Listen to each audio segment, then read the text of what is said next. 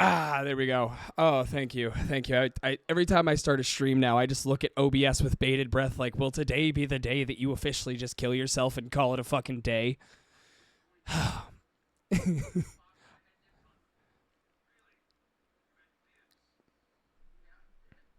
I love it. Okay, so here's the fun thing. We are live, and I have Skorn muted because we're on the just starting screen, so, like, that's how I usually do things. So I took a pause, and it just feels like I am sitting with myself, slowly reconsidering every life choice I've ever made to bring me to this point. Oh, every single one of them. Every single one of them. And I'd do it again. I'd rather... All right, I mean, honestly, there's probably... Yeah, fuck it. Fuck this. I'm not going to sit in the starting soon screen if we have this going on. I would... yeah, if this is already going on, fuck it. I would definitely... There's maybe one or two things I would change. Like, small things. But beyond that, I'd probably keep it 90% true to the lore. I wouldn't change anything because all the shit that I had to deal with led me to be the person I am. But there are maybe 3 incidents in my life and maybe 4 people in my life who I would have never spoken to, and the incidents I would have never been a part of. That way I wouldn't have had to deal with it, and I still would have been here where I am now. You know what I mean? Yeah. Oh, yeah. Oh, honestly, same. Like, it's not really... They were things that kind of altered my brain chemistry, which really shouldn't have. That might be all the drugs too. You know. Well, I wouldn't say it was the drugs per se. I would just say it's the people that I met when I did the drugs. That's where it is. Do you have a link for Discord so Yes. I can send this chick a link? Because there's at least one person who wants to watch this. And if you put it in mess hall, you can fucking tell people to come in. He's interviewing me, and I'm on Discord on a personal call, and he's gonna send the link to me so I can, because Tree Bark wants to watch it. Oh, Tree Bark. Okay, yeah, give me like 5. Okay. I should have done this sooner. While you get all that, I'm gonna go grab a beer. But I'm kind of a lazy schmuck. Yeah, this was only like 15%. Drink beer anymore. Oh no, that's why. Babe, this is only 6%. Oh yeah, that's not gonna touch you at all. This isn't even beer, this is fucking soda, bro. Now I'm not saying it doesn't taste good though. This tasted delicious. But it's only 6%, so I wouldn't even count this as a beer. That's like drinking a fucking seltzer. Huh? What do you mean? That's like drinking a fucking seltzer. It's like drinking a seltzer. Like a spritzer in the afternoon, you know what I mean? Oh, you like drinking TV static? That's so nice. Yeah, basically this was like drinking a fucking, what are those? Not Monster, White Claw. It's like drinking a White Claw. The worst seltzer of them all. However, I will say can you tell, Skorn, can you tell Piggies to check her DMs because I sent it to that because I've deleted a lot of social media off of my phone. Check your DMs because he deleted you, apparently. DMs on Discord, right? No, Messenger. Like, Messenger. Oh, on paper. Yeah. Well, you guys, I'm going to go grab a beer. I'll be back. Good Lord. Having him transfer talking is like telling a white woman something. You tell him every single small detail to make sure nothing gets misconstrued. It's a perfect sentence, punctuation and everything. But then all of a sudden it's like, oh yeah, he fucking hates you. I said, can you have them get me a slice of bread? Where the fuck did you get that from? So yeah, tonight we're going to be talking to Skorn about these cards he made. They're pretty fucking cool, honestly. I know these have been in development for a long motherfucking time. And guess what? Because I'm a self-obsessed whore, I have one made of myself. It's so pretty. They're fucking cool. They are fucking cool. I will say this. I'm not a huge fan of trading cards. I haven't been since the OG Yu-Gi-Oh days, but getting the deck that I have right now, it fills me with a sense of wonderment. Because they're pretty... Do these all turn into one map? 1 through 9 turns into a map, and then 10 through 18 turns into the same map, just a different shade. I just realized that. Well, I'm looking at Draven Fox, or Raven Fox, however the fuck you want to say his name. Raven Fox. Yeah, Raven Fox. I'm looking at the background, and then I'm slowly going one by one. I'm like, oh shit! I think if you put these all together, they make one singular map. That's so cool. So, on the next set, we're trying to, and I don't promise anything yet. If I can work it out, I will. But on the next set, what we're trying to do is get all 18 to form one giant picture when it's all put together. Oh, so like I like that. I like that idea. Yeah. That's going to be hard, but very cool. Hey, you know what? How do I want to put this? Sometimes the work is worth the pull off. Is that what I wanted to say there? Sometimes the effort, or sometimes the work is worth the labor. No, that doesn't sound right either. The labor is worth the. You know what? Sometimes the juice is worth the squeeze. You know what? So, hey, Tree Bark, thanks for the follow. I appreciate it. Hey, Tree Bark. I love that. I love that picture every time somebody follows. I forget it's Robin giving that fucking face. I got to give a special shout out to Tree Bark real quick. This chick lives in Australia. She paid almost $30 in shipping to have us send cards out to her, and she's Holy not even shit. in this deck. Oh, well, hey, I mean, big ups to Tree. Oh God, special shout out to damn. We stole her from another chick's server, and she's been awesome ever since. Isn't that the whole point of the pirates, though? Is they, Yeah, basically stealing? we take all the best people from people's servers. I'm like, you know what? The Rage Pirates is kind of like Luffy in a way in fucking One Piece. Actually, if you think about it, the Rage Pirates are like WCW, but without the financial collapse in the next 2 years. Thank you. That one was a pull, and I was hoping it landed. I'll bet you a lot of people out there don't really get that list are really into wrestling, but I totally, that's a fucking fact. It's like WCW without the financial collapse, and we won't hire fucking what's his name to put every fucking belt at the bottom, or put every belt at the top of a cage with a fucking strap on it, and ladder matches and you won't hire the insane clown posse to have a major storyline in your wrestling promotion. I won't let the fucking AT&T guy hold my belt for almost a year. God, that was such a shit show of a fucking corporation. We got some great wrestlers out of it, but Jesus, Murphy. Vince Russo is who it was. That's who I'm thinking of. I mean, we did get Rhino out of that. Didn't Rhino come from WCW? Rhino did come from WCW, and thank God, that guy's amazing. Oh yeah, Rhino. Rhino came from WCW. Motherfucking Booker T, three-time champion Booker T. I fucking love Booker T and Chris Benoit before he killed his family. Yeah, that downside. The Chris Benoit thing always comes up in conversation. Man, you're gonna get me started. We're gonna talk for like 3 fucking hours about wrestling. I'm gonna let you do your thing. I told Piggies about this yesterday. I have a problem with my personality overtaking people's fucking shows and shit, so I'm not gonna say shit. You can just ask me and I'll answer. Now, what amazes me is he thinks this is the first time he's ever been on a podcast stream where I don't tell him to just run his mouth every single time. I will try to limit myself if I can, is what I'm saying. By the way, I have my own card deck in front of me, so whatever you're looking at, I can look at the same time. Okay, well the first one I have pulled up is Raven Fox. My heterosexual life partner, Draven Fox, had a card made of him. Good.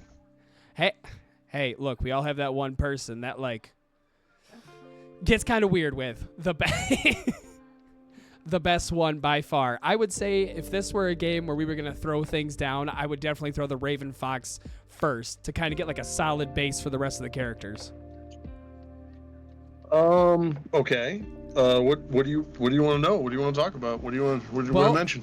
Well, first of all, I want to know what was the inspiration for all of this, like all of these cards. Because as I'm set, everything.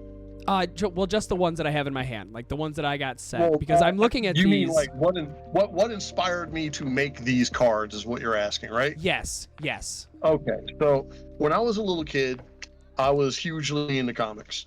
And I think I said last time before the stream turned to shit, my first comic book ever was Punisher War Journal number 25, and I still got it. And what inspired me to do the cards was shortly after I started collecting comic books, they started coming out. Marvel, during the summer I was collecting these comics, was coming out with cards, really nice, high quality cards, and they looked really good, and I really liked them, and I remember collecting them. I've always wanted to do comics. I've always wanted to get into comics. I've always wanted to do that thing, and mainly I've always wanted to have my own cards. And I remember the first card I made, Piggy's seen it. I could send you a picture if you want. It's it's a shitty character I made. Whatever, but it was my character, and I put him on a little terrible looking card. I gave him terrible looking stats. It's one of the worst things you've ever seen in your life, but god damn it, I had it, and I had people wanting to get it from me. It was crazy. And ever since I was a little kid, ever since I was like probably 13 years old, I've wanted to do a set of fucking cards, and because of Piggies, I finally got to fucking do it. Thank you. Welcome. Piggy's like a little troll goblin in the background. You're welcome. He really liked doing it too. And honestly, I think that the way that she operates is a very easy way to help get this off the ground. Because I remember when we first started. Talking a couple of years ago, and you were, shooting it off this idea, and you're like, I don't know if I'm ever going to be able to do this. And to see that these cards are now like physically in my hand is a great thing to see, because it started from an idea, and now there's a physical product. Yeah. So, number one, she has some follow through, and I actually managed to pull you up finally. So let's see how long that lasts. So, all right, she has a lot of follow through, and I would say that she pushes me to do a lot of things that it's not that I'm afraid to do. It's just that I don't know how the hell they're going to get done. You know what I mean? Like, I have people that want things from me. They want different pictures from me and different this and that from me. And I know that I can do those things. And then someone will come along and suggest something like, oh, hey, why don't you make a coloring book? And I'm like, yeah, sure, I could do that in my fucking wildest dreams. And then she'll go, yeah, we could do that. Wait, what? And then all of a sudden other people are like, oh, well, he said he's going to do it. We're going to do it now. And I'm like, wait, hold the fuck on. I don't know how to do this shit. And she's like, well, we'll figure it out. We'll be okay. And I'm just like, oh, okay. I guess we're doing a coloring book. We're doing cards. We're doing comics. I don't know where the fuck this is all going. Oh, God. Oh, I don't have enough time. There's not enough time. You have time. Are you sure? Are you sure? She throws me in the shit, and I learn to swim in shit. That's what it is. I'm the shit swimmer. So it's like an old training montage of like Punch Out. She's the guy riding the bicycle, and you're Little Mac. Yeah, actually, yes. Oh my God, I got an idea for another drawing. Yeah, let's go. Bro, what about a fucking doodle just like that with the Statue of Liberty in the background, right? Except It would be like it would be the Starcast Daddy statue. And like, you could show like fucking Skorn like, like run Tubby run, And then she's like on the fucking bike with a cattle prod behind him. I was about to say either a cattle prod or have like, what is like What is one food you cannot deny? Like a nice steak? Oh my god, bro! She could have like a nice steak or like a cheeseburger on like the end of a fucking one of those Fishing rope with a poles? string, you know? Just like a fishing pole, have it held. That's a great idea for a drawing. Woo! Bless. Yeah, I think we're gonna have to knock that out next year. I think sometime we're gonna have to knock that out. That's a pretty good idea. Okay, so back. Let's get this motherfucker back on track for a second. So obviously this has been a passion project, and with passion projects, there comes with the favorite one that you have made. What out of all these cards, which one was the one that you felt like you put a little bit more effort into than the other ones? So if you hear a bunch of crying in the background, I think the kids are fighting with a knife or something. I don't care. That's all right. Best hey, one gets to stay up It's past okay. 10. My dog came over to me to make sure that she's all right. All right, so the best card in the deck, in my opinion, the best one that I have done. It's hard to say because I like them all, but I will tell you that I really like the Twisted Squatch one. I like that one. And by the way, your stream is just your stream isn't showing anything. It's just the picture of the big tittied chick. Yeah, that's the plan. Yeah, because my camera. Okay. Yeah, because my camera eats up so much of what my computer can handle. So. All right, fair enough. So I was just wondering. It's fine. So the Twisted Squatch card is definitely my favorite, just because of the posing and all that. But a very close second would have to either be a Sydney or Gray Item, just because of the general how close they look to the real person and the effort done for the background on the card. Plus on Sydney, man, I know y'all can't see it, but there's some damn good lighting on the Sydney one. I must be missing some cards or something. They might be in my fucking.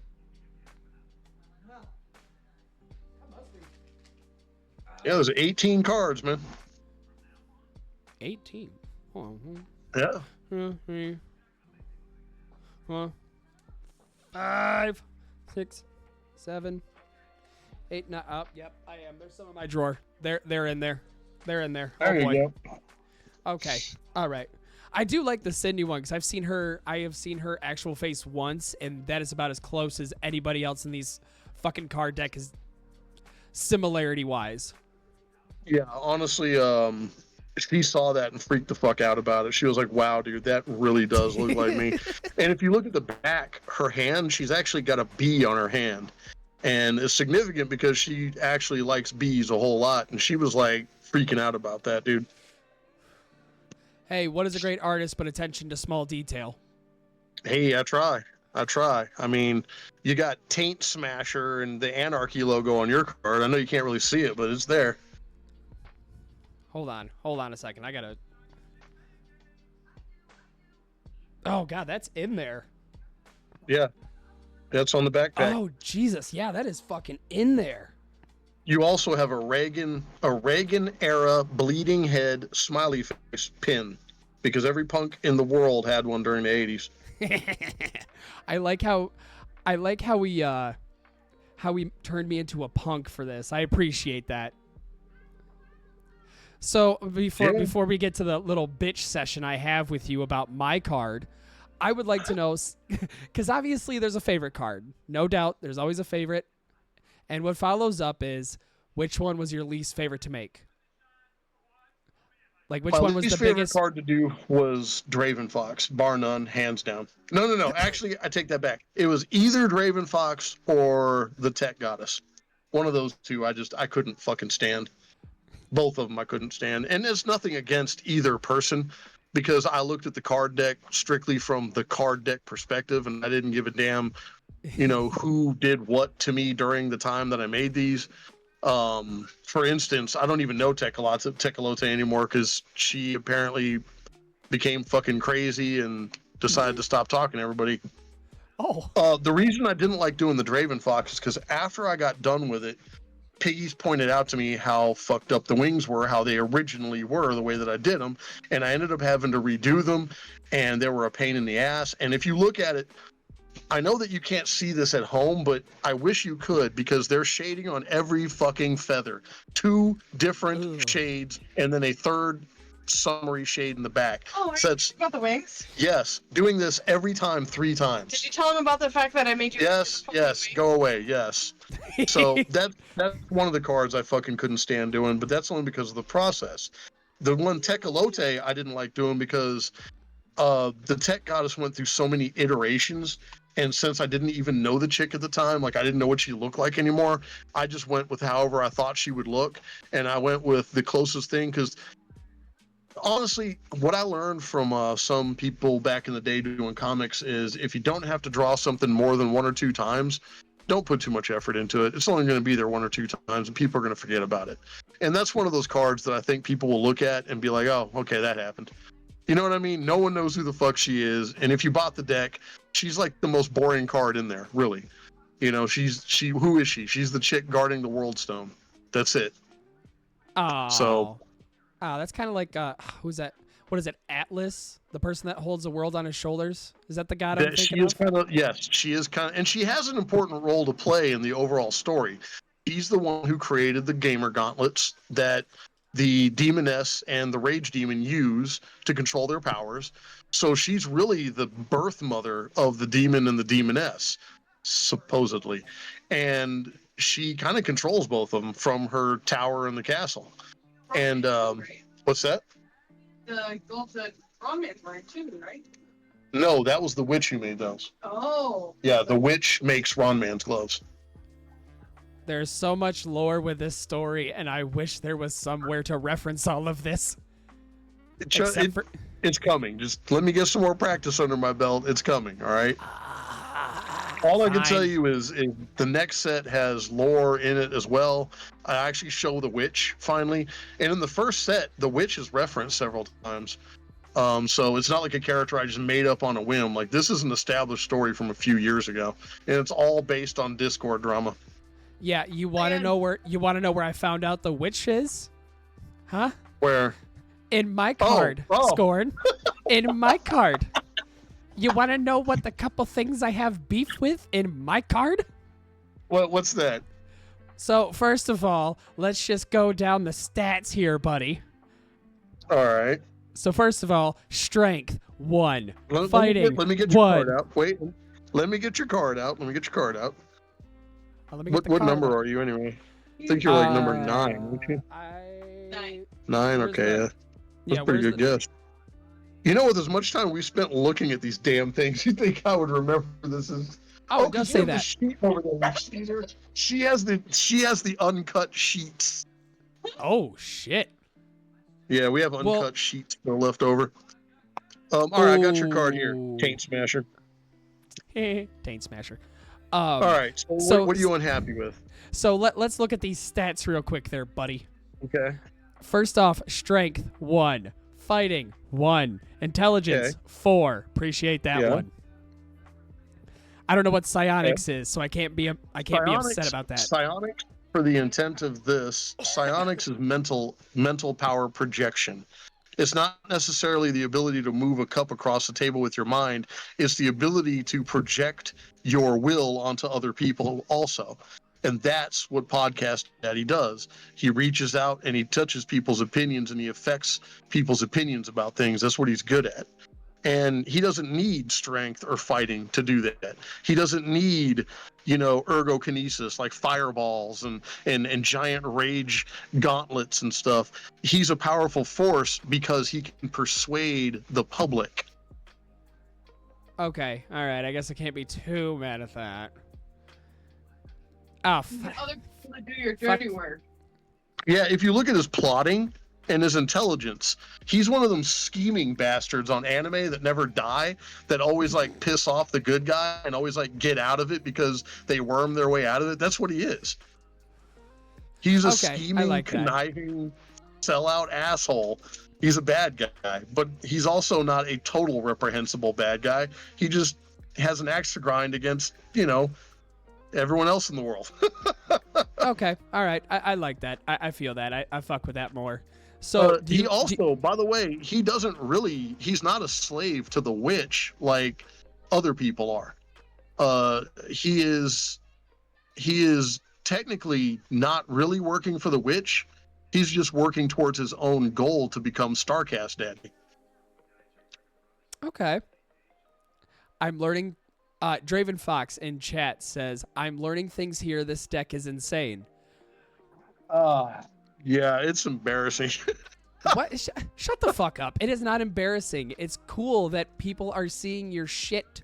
A cool ass story that is happening. I'm glad that you guys are enjoying it as much as you are, man. It makes me feel a little bit better. It really does. That's why I hound so much about the story, because I want to know, because I can feel the brainchild that is coming, and I am ready for all of it. Wait a second, Tree Bark, did you finally get it? Did you finally get your deck, Tree Bark? Or is it just... I wonder if she finally got it. Draven Fox in chat, bro, it's solid. I'm fucking framing it. Oh, okay.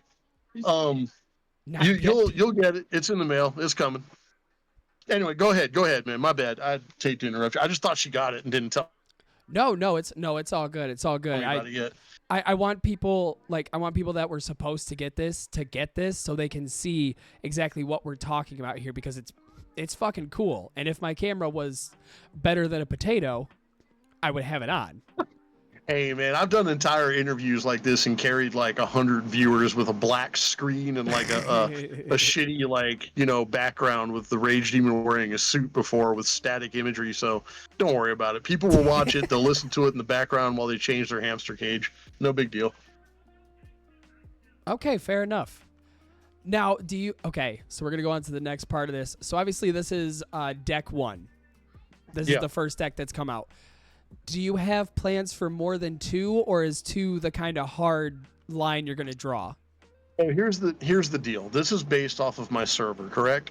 Correct. And the problem with that is if I don't get new people in the server, there's no more characters to make. So as it stands right now, the second deck is kind of stretching it a bit, but I have enough people for it. And there's some people that are in there, by the way, like Castafon, cool guy. I don't see him becoming a card member just because his personality is a little bit grating and questionable sometimes. And he's not a streamer either. Well, that's another thing. He's not really a streamer either. The thing is that you have to be some sort of a character. Like Tree Bark is a character.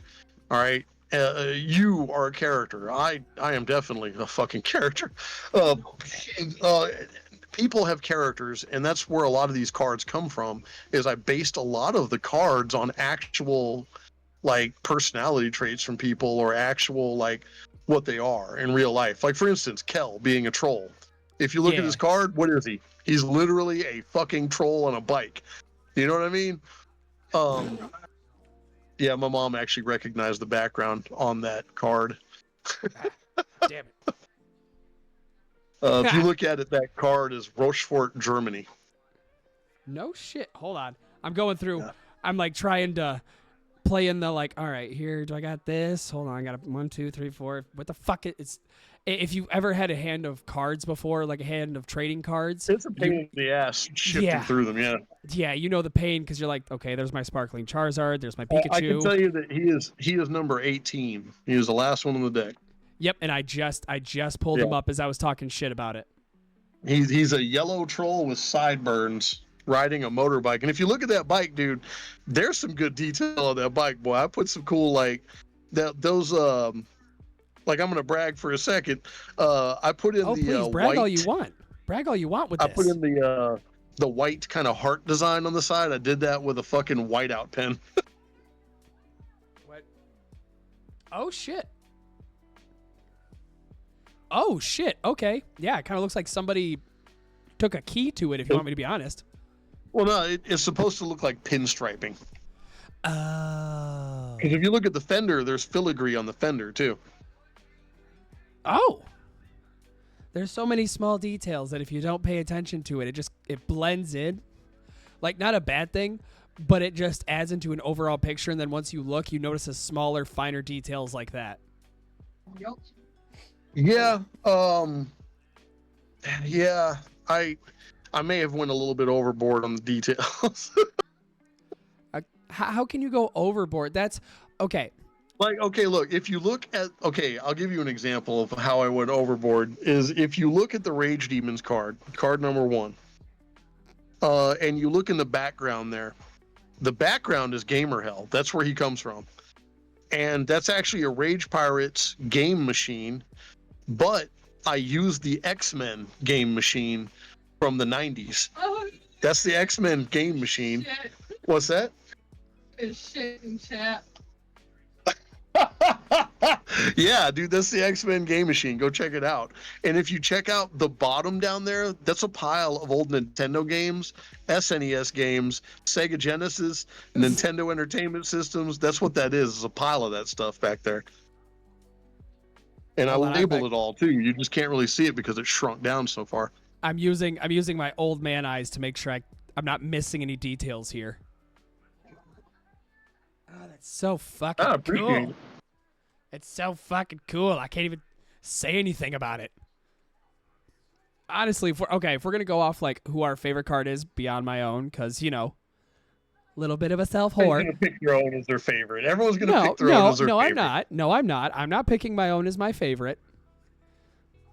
I thought about it, and then I'm like, no, I can't do that because I at least have some. I do like Draco's a lot. Draco's is fucking cool. Yeah, his is really neat. I gotta say, his is really neat. His dragon element, he's larger than the Rage Demon, so he's kind of hard to get on a card, especially with his wings. And I know some people would be like, "Ooh, the wings are too small." You try drawing that shit and get it all on a card. But still, I think it's all right, man. Hey!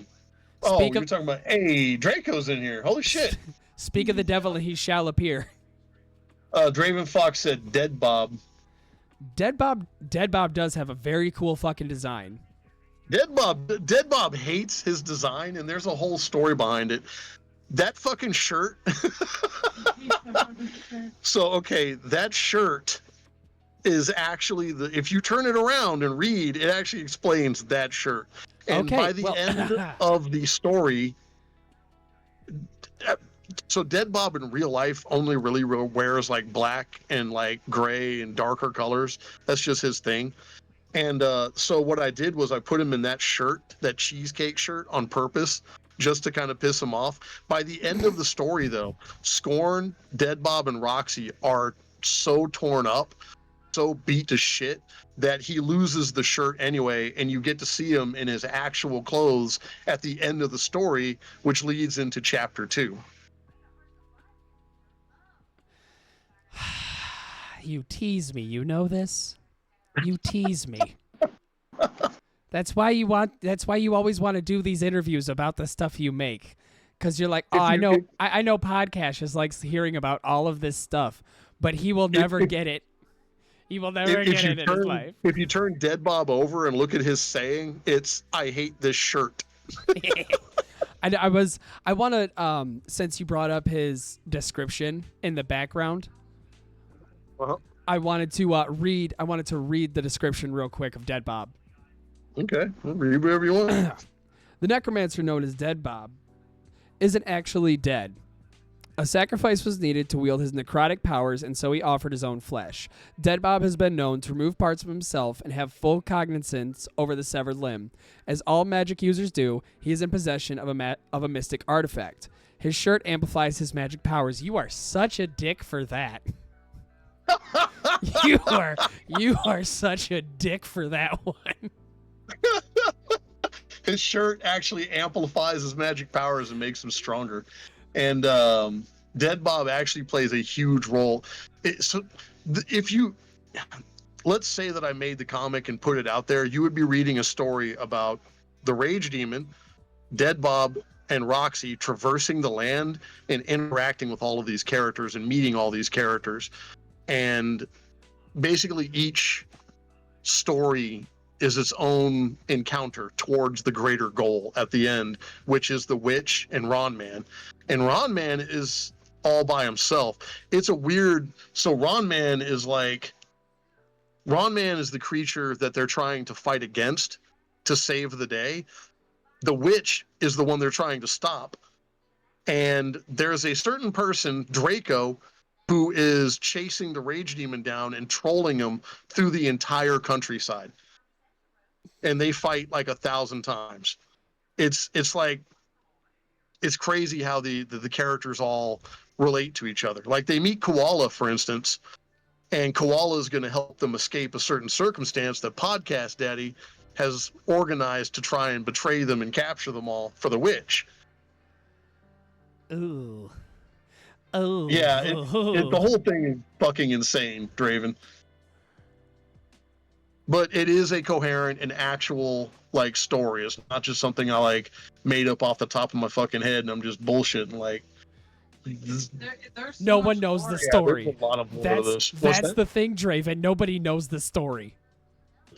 We So- just get I bits do. and pieces.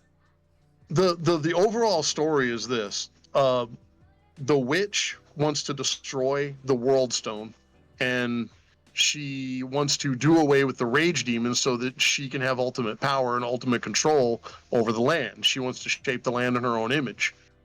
So she has Ron Man. She creates 2 gamer gauntlets.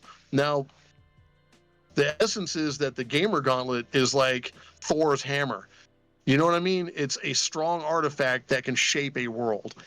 And there's only 2 people that have them and only 2 people that can wield them is the demoness and the demon. And they both have a set. So he has the left hand, she has the right hand. It's the same set. They're just split up between them. Ron Man has the whole set. He has 2 gamer gauntlets. If you look at it, his card, he's actually got 2 of the fucking things. That's what makes him so fucking strong and so wicked evil, is because he has 2 of these things. Ron Man comes to destroy his town and destroy the castle to wreck, the kingdom and whatnot. And when the demon shows up to try and stop him, he basically almost kills the rage demon, and that's where the story starts. Is the rage demon is running away from Ron Man, but he has to still save his friends, but he's broken. He doesn't believe in himself anymore. And now, like, Dead Bob has to drag him through the countryside, and Roxy accompanies them because she's on a mission to save her people, and she knows the rage demon is the only one that can fucking get her to her goal. And now she's lugging this big brute around who doesn't have his glove, can't control his powers anymore. And she's like, well, why the fuck did I do this? You're just a waste of my time, So it's a weird story about 3 people who don't want to be together, one of which doesn't want to do the thing that he has to do because he doesn't believe in himself. The other 2 people trying to force him along, even though they don't believe in him either. Poor That's Dead the Bob. That story. man's poor back. That poor man's back. Having to lug you around. Oh God. Well, no, I don't mean physically. I mean like mentally. Like imagine you're on top of the world. Oh, okay. Yeah. That makes sense. Hey, Draven, I appreciate it. Thanks. This, That's the story. The story is a person trying to find himself again, trying to get back on top again, and trying to use his friends the way that friends are meant to be intended, even though they don't know that they're friends yet. You know what I mean? Because when the story starts, Dead Bob is a friend with the demon, but Roxy couldn't give a fuck less about anybody. She's just out for herself. Through the story, they actually become friends. They almost die several times, have to help each other out. And that's when they become friends. And then at the very end there, well, I'm not going to give away the end of the story, but yeah, a lot of wild shit happens at the end. So yeah, there is a beginning, middle, and end to this. I have it all planned out. Everything is there. I even have some really cool like nods to the other characters. Like, for instance, Gray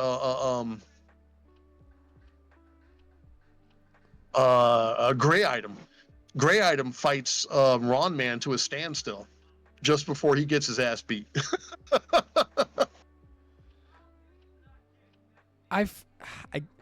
Can we? So there's one thing I love, and that's Gray Item's backstory. Can you please explain that? Because that always tickles me pink, and just to know that he fights Ron Man to a standstill. Okay.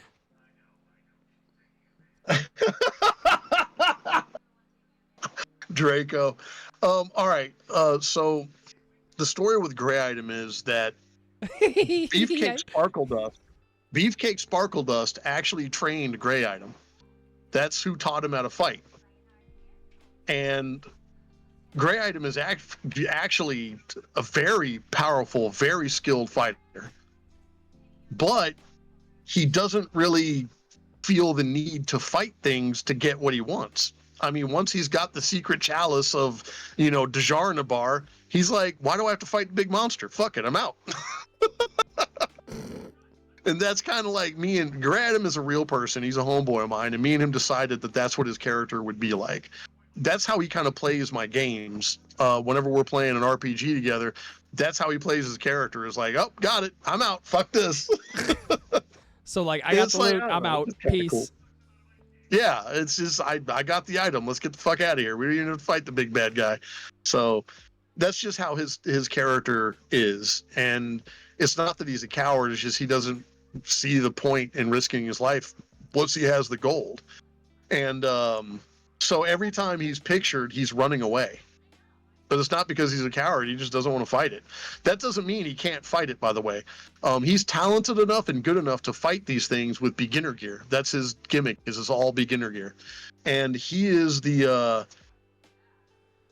backside of this card have boobs? What? Backside of this card have boobs. Whose? Gray items? Hold on, does it? I like one, No. but I need my royalties. Like, Yeah, Draco doesn't have a set of cards. He wouldn't give us his address, so he doesn't have any. He does. But anyway. I think he's afraid of you sending him glitter. yeah. I mean, he doesn't realize it, but I have his address on Steam. I've had his address for years. He wanted me to send him some shit like back in the day. I'd have to scroll through tons of shit to get it, but it's like, I have your address. I just, fuck, everybody has mine. People he's just want me to waiting. dox you. Oh, please do. Let people know where I live so they can come buy my art. He's just waiting for the perfect time when you can send scorpions. Fuck that. I'm not interested. Anyway, ask me another question about the cards. I forgot where the fuck I'm at. Yeah, we got lost in the sauce with that. Yeah, sorry. I'll like I said, man, I'm trying not to go off on tangents, but I'm already 2 beers in. Oh, you are completely fine. You are completely fine.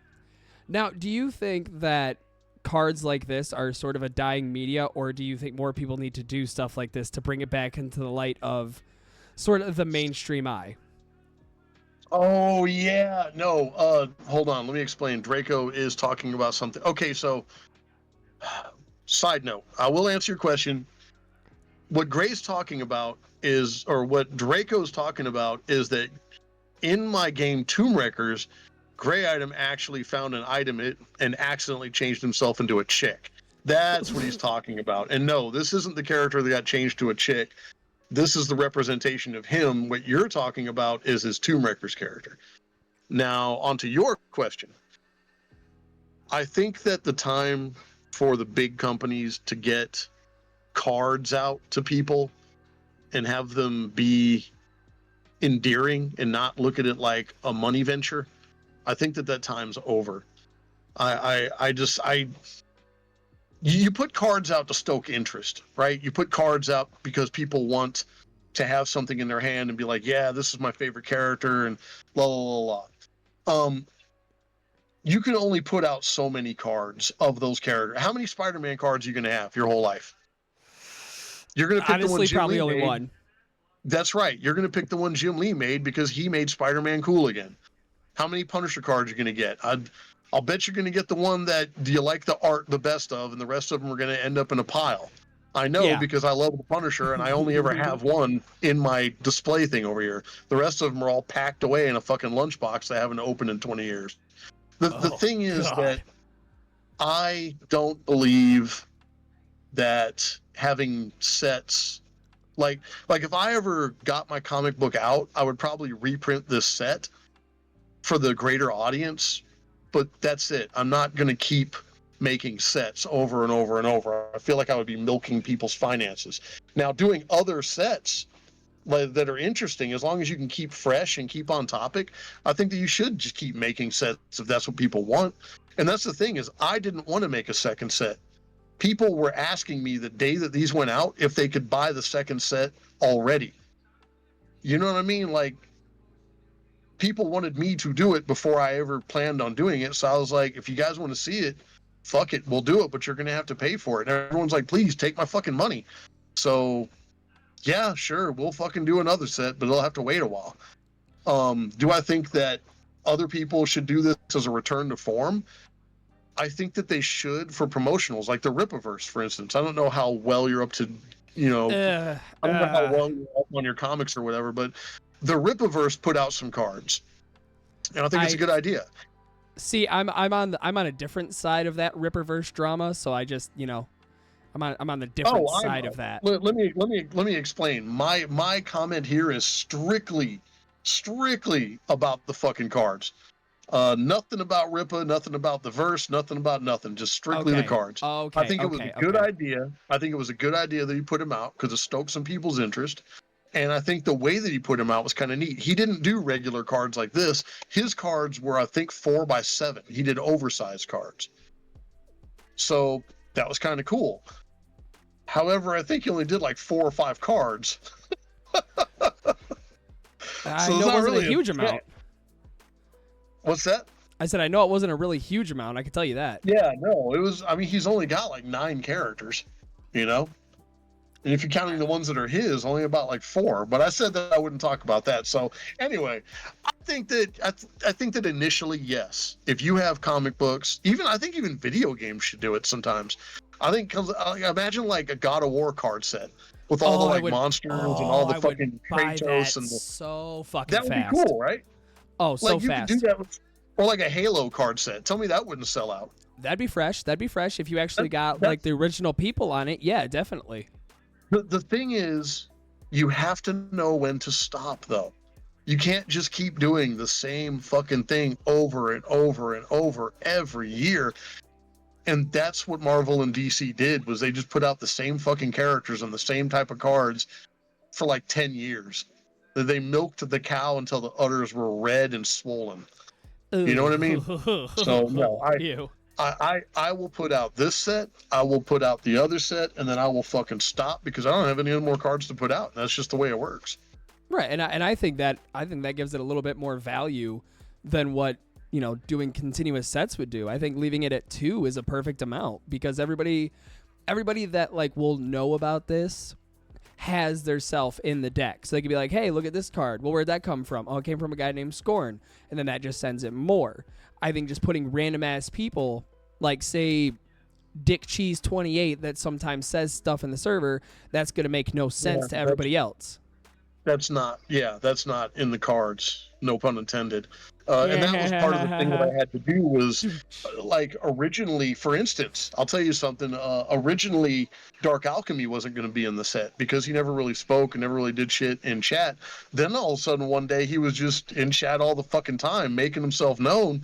And now he's going to be in the second set because I actually got to know the guy and he's a really decent dude, But someone like Castafon or Alvi, nothing against Alvi. I play Tomb Wreckers with him all the time, but he's not really around enough to be a personality to have a card for. You see what I'm saying? Yeah, that's my point. Is like you give somebody random a card, like that's cool, but nobody's gonna know anything about him. Like here with me, I'm talking about it openly on a stream, so I could be like, hey, this is what they are. Go buy artwork for them. Did you ever think in life that you'd be talking about your comic book card on a podcast? Nope. Never in my life. Never in my fucking life would I ever think that I'd be talking about a card that I got kind of gypped in the strength stat, which, we're gonna move past that. We're just gonna ignore that. But yeah, no, I never thought I would be talking about this, and it's kind of cool. It's really cool. This is one of those I can now put it along my other Skorn art pieces that I have. I think it's really cool that Draven Fox is actually going to put them all together and put them in a frame or whatever. That's really fucking neat. I think that's neat. I will say I have been at his house. I have been in his room, and he has the Draven Fox painting hung up by his computer. Yeah, I remember he sent me a picture of that once. And by the way, if just by chance, if anybody wants to buy anything from me, man, hit me up and I'll sell it to you. But do me a favor. Send me a picture of yourself getting it like opening the package, or send me a picture of yourself, showing it like hung up on your wall or sitting somewhere. Let me know how you enjoy it. You know what I mean? Because that's part of the reason I do this is I really, really enjoy seeing people hang. The other day we went over to someone's house. I'm gonna leave it as generic as possible. And this person had a medical emergency the other day, and he's recovering at the house. And we showed up, and he's kind of a fan of mine. And I decided, we'd bring him I was like, you know what? Let's bring his ass a poster. So we went out, and I used a poster that I had here, and we went out and bought him a little frame. This is what I could afford. But we brought this frame and poster to him, and he looked like a kid, 9 years old, getting Transformers for the first time. And his wife hung it up on the wall. She actually took art off the wall to hang my shit up over the space where her art once stood. And that was like so goddamn endearing to me, man. I never get to see that part of it. You know what I mean? Right. You always see the messages that say, "Hey, I got your work, man. This is dope as hell. Thank you for sending it to me." Yeah, but it's different to watch people pull something that they've had hanging on their wall off their wall to put up something that you drew. And it was like, God, yeah, I really appreciate that. We stand. I mean, like I said, I am a part of the group that thinks that the artwork that you make is incredibly fucking dope. I appreciate that, man. Thank you. I name a time where I've ever said that your art looks like shit.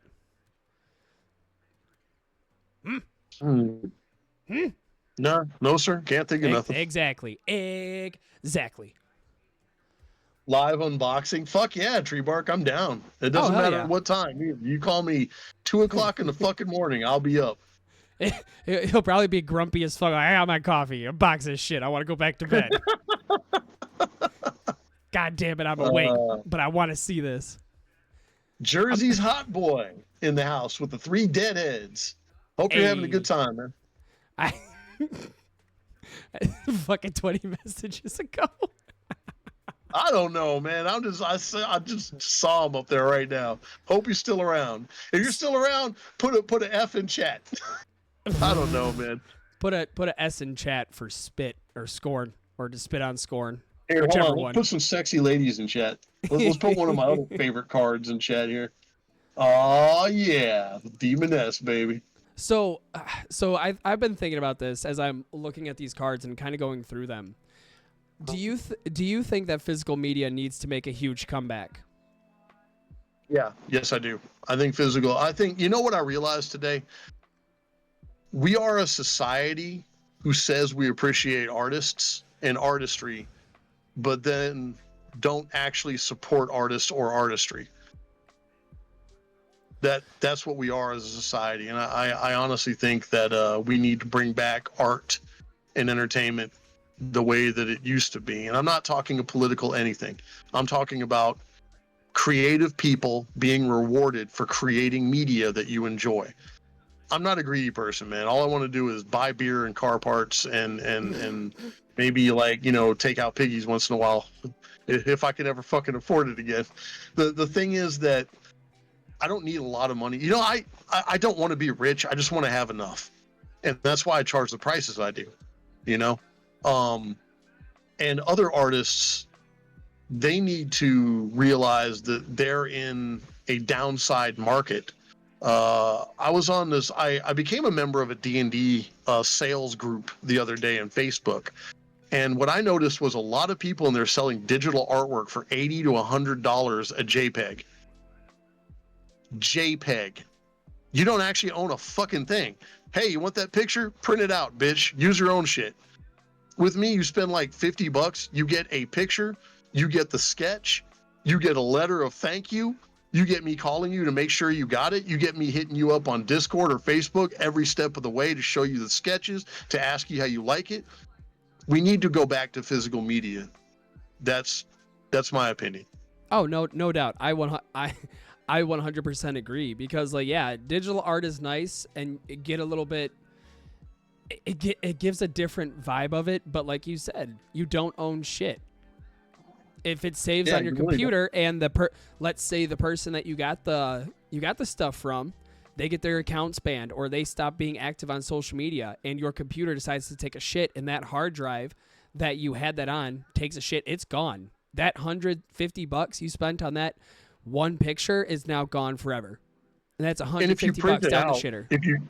If you print it out, you're at the mercy of your printer to print it to the degree of detail that the artist created it as. You know what I mean? So like you get this really great, awesome piece digitally, and then you try to print it out and it kind of looks like shit, has lines in it or whatever. I mean, that's your art piece, bro. That's it. That's what you paid for. In all reality, that is exactly what you paid for. Oh. I really think the comic industry needs to figure out what the fuck they're doing too. I mean, I'm not gonna lie to you. I have hit my limit with the questions about the cards. We've touched every topic that I had written down, so now I just want to talk comics with you for a minute. I really thought you were gonna ask me like who would win in a fight and like compare some shit or whatever. I looked at them all and like the stat. For some reason, some of the names of the stats confused the ever-loving fuck out of me. So I was like what? Well, psionics. You explained that one. That one didn't make a whole... Right. Psionics, yeah. And then ergokinesis. Is that what it is? So, you know how Ryu does a Hadoken? Okay. Or yeah. how Cyclops shoots an optic blast? Yes. That's ergokinesis. It's just the transfer of physical. It's the manifestation of energy to the physical realm transferred. That's it. Oh, that's what that means. Oh, okay. Yeah. Okay. Well, that makes a hell of a lot more sense for some of these then. Okay. Yeah. For instance, Draco has an ergokinesis of 3. He can breathe fire, and he can kind of control fire a little bit, so he can like make his fire turn in midair to hit you a little bit better. You know what I mean? But that's why it's a 3, because it's just fire, and he can kind of sort of control it. Hold on. I know one of these motherfuckers has like an ergokinesis of... Oh, that's funny, because you know who has a high one? Fucking Draven. Draven's a god.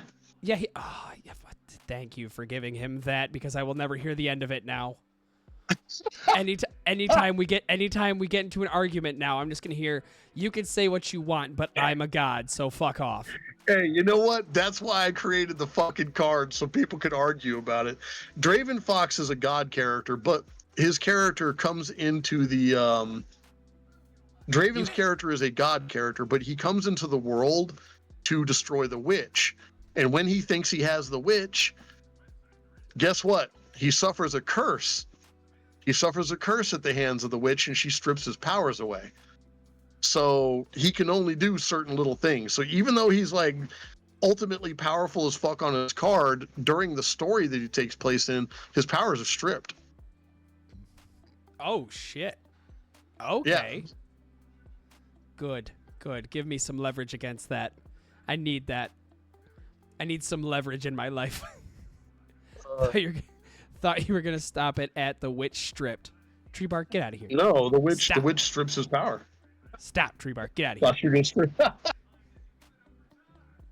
Nerfed 1 HP. All right, well then, I guess because I wanted to average Skorn moment. I mean, obviously it is.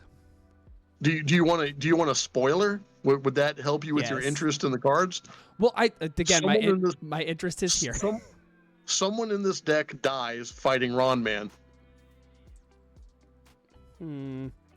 I kind of want to know, but not Squatch. No. Oh yeah. Is it like at least a cool death where he fights They're valiantly? all cool deaths. Like I said, man, he beats the dog piss out of Grey Item for like a while. Grey Item manages to hold him down, but for the most part, he beats the shit out of Grey Item after a while, because Grey Item's just a regular person. Ron Man's like fucking super powered. It's like putting like Raditz up against I don't know, like the Punisher. Like the Punisher's a badass in his own right, but against Raditz, he's just a guy with grenades in his hand, you know? So I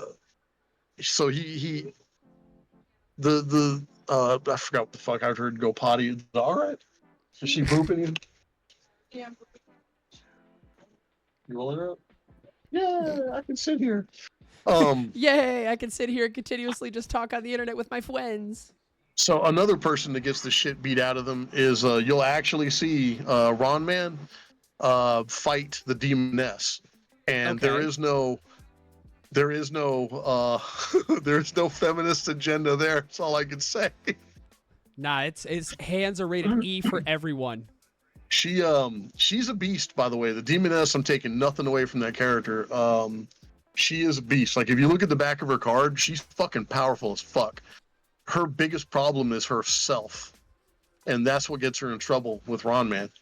And there's a really cool lesson to be learned from that one, and that's called character evolution. And That's in called the character second- development, folks. well, in the second story, she's actually more powerful because of it. So she actually gets an adjustment on her card later.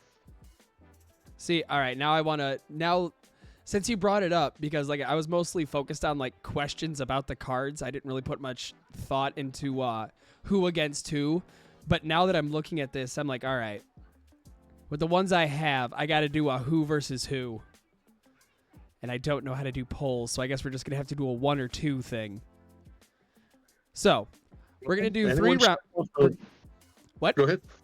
No, my bad. Go ahead. We're going to do a little tournament thing here. I'm going to pull out 6 cards, 2 on 2 on 2. Okay. We're going to have people vote on who they think would win in the sort of tournament I got going on here. Okay. So, are we all ready for that? Do we all got our prepared? We got our 1s and 2s ready? Yep. We got the card ready. How am I doing? Are we doing this just on votes, on blind voting, or is this like I get the ultimate say with this? See, that's what I said. 1 and 2 ready. Okay. So, how we're going to do this is I'm going to pick 2 cards. We're going to shut up, Draco. we're going to do 2 cards. We're going to discuss. Maybe he should have been the troll. Huh? So maybe he should have been the troll. That's what I thought he was going to be, but giving him that he's a dragon character, I wasn't going to argue that one. We're going to discuss why we think. Basically, you're going to pick somebody that I pick, or you're going to pick one of the cards. I'll pick one of the cards. We explain why they should win, and then ultimately it's up to chat who should go on to the next round. Okay. Does that work? Let's try it. See if it works out. All right. I swear to God, Draco, do not. It doesn't work. It does not work. It only works in voice chat, and it's a private call, so you can't come in and make me laugh. Fuck you. Right. All right, so let's see. Random 2 cards. Oh, please give. I'm hoping for a dream matchup here, and I know it's not going to happen. And come on, Daddy needs a new pair of shoes. Oh, the gods have blessed me. Oh, Skorn, the gods have blessed me with what I just picked.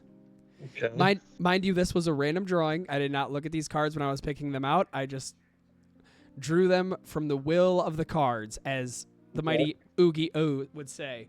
It is Draco versus Kel. Oh, okay. That's a pretty good one, actually. Yeah. That's why I said. All right. So, what do you want to do? Okay. First of all, let's do it this way. So, with Draco versus Kel, are they number one? Are they fighting? Where are they fighting? Are they fighting someplace empty like a desert? Or are they fighting like in a ruined city? Because that makes a difference. I would say, considering this, I think Kel was on an adventure looking for gold so he could buy more equipment to fuck with people. Okay. And it just happened to so be Draco was taking a nap. Okay, so Taking let's a nap, say just it's eating a ruins of a big castle. All right. All right. So the way Kel works is the way Draco works is straight up. All right. He is not a person who does a lot of planning. If you look, his plotting is 5, meaning he tries to fuck with people because he is a troll. Kel's plotting is 6 because he's an even better troll. The thing about it is that Draco is more anger and more vengeful attitude than thought. The rage demon sets him off more than anything. However, with Kel, it would be more of a cold, kind of distant attack. You know what I'm saying? Yeah. So, Based on the strength and fighting alone, Draco will kick his ass. well, in a straight up fight, like Fight. if Draco was to swoop down and tag Kel while he's on his bike and Kel was unaware, and then started like just beating the shit out of him, More speed, more strength, and more fight. yeah, Draco would fuck Kel up in a straight up fight, except for two things. Number one, y'all are forgetting resilience. And Kel is extraordinarily resilient, and he also can regrow. Both were Yeah, they're both resilient, but Kel can regrow damaged tissue. He has a healing factor that's ridiculous that makes him like a tank. Also, Kel is a trapster. If you read his card, he sets traps for his opponents. so you fuck him. He's like Batman. Yeah. Find a way to fuck him. If you give Kel a little bit of time, he'd have Draco tied up in a fucking net while he's like sailing off on his bike. You know what I mean? Like, it depends really on if Kel has the time to set up traps or not. Draco would be saying, "Thank you, sir. May I have another?" See, but my thing is like one of the, obviously Kel's quote is skill issue. So he's seeing, obviously he's kind of watching Draco do what he does and analyzing every move that he does so he can sort of poke the tiniest holes in it to where he can fuck him over.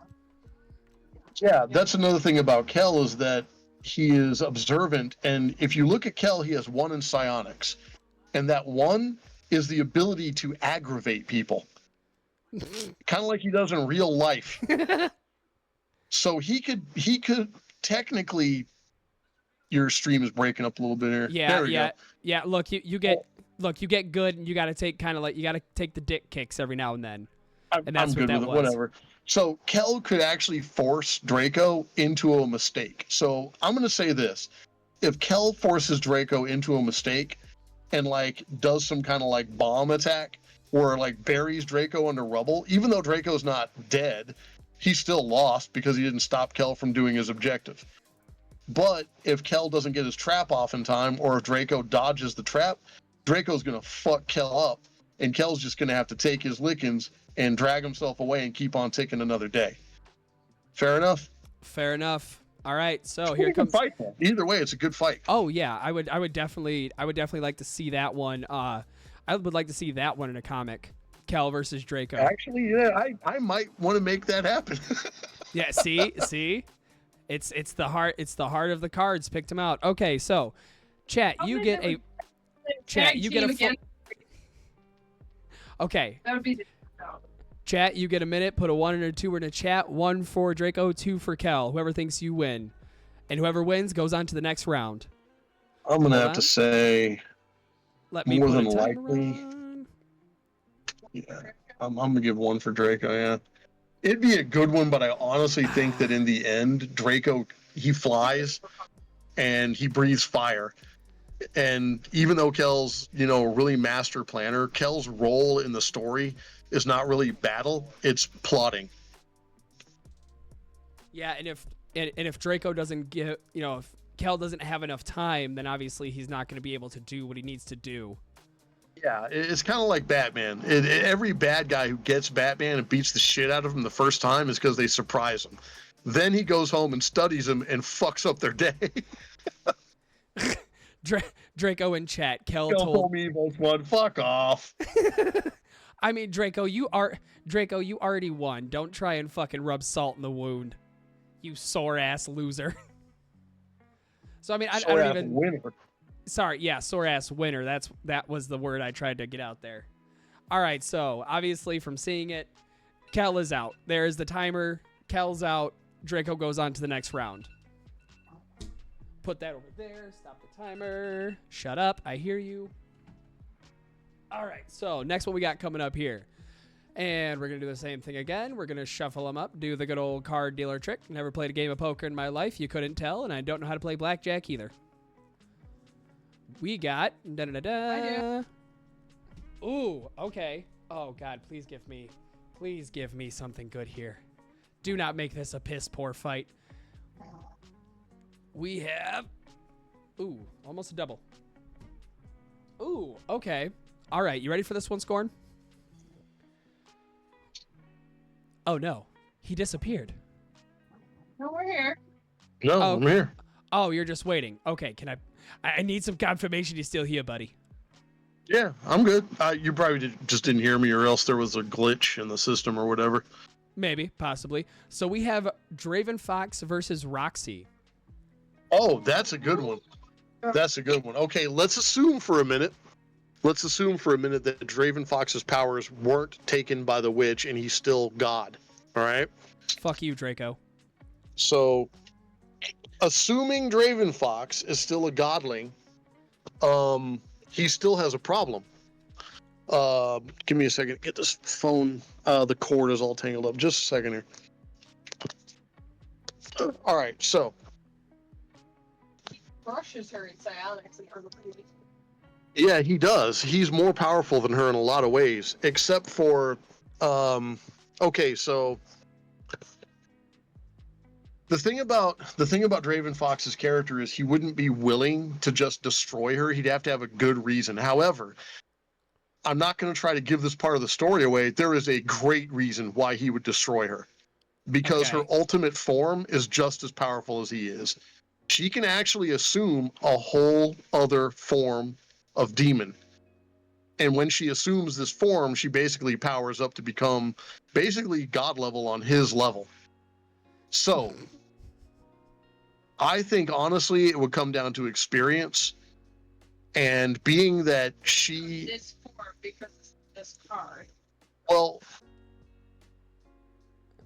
Yeah, see, I'd have to agree with Piggies on that one, just because on this card we just get base. So if there's a more powerful... fair. Yeah. But so so this Draven Fox in chat. So this an anime or No.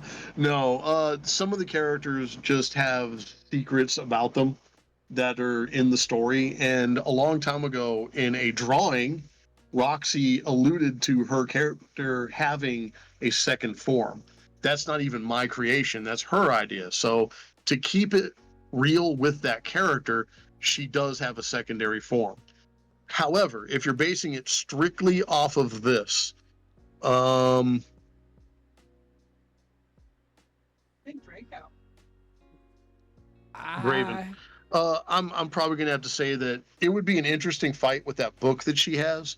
See, pumping out that's bells. what I was. Yeah, that's what I was thinking, because I was reading the back of these cards so I could kind of get an understanding of what this fight would look like.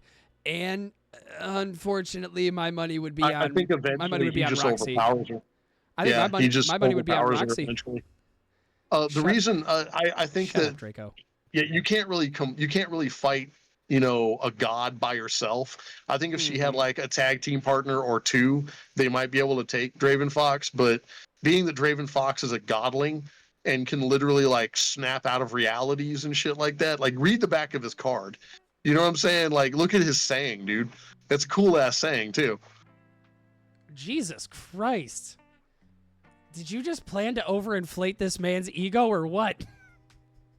No, the plan was always to make his character a god type character. Mysterious figure known as Raven was actually a godlike being.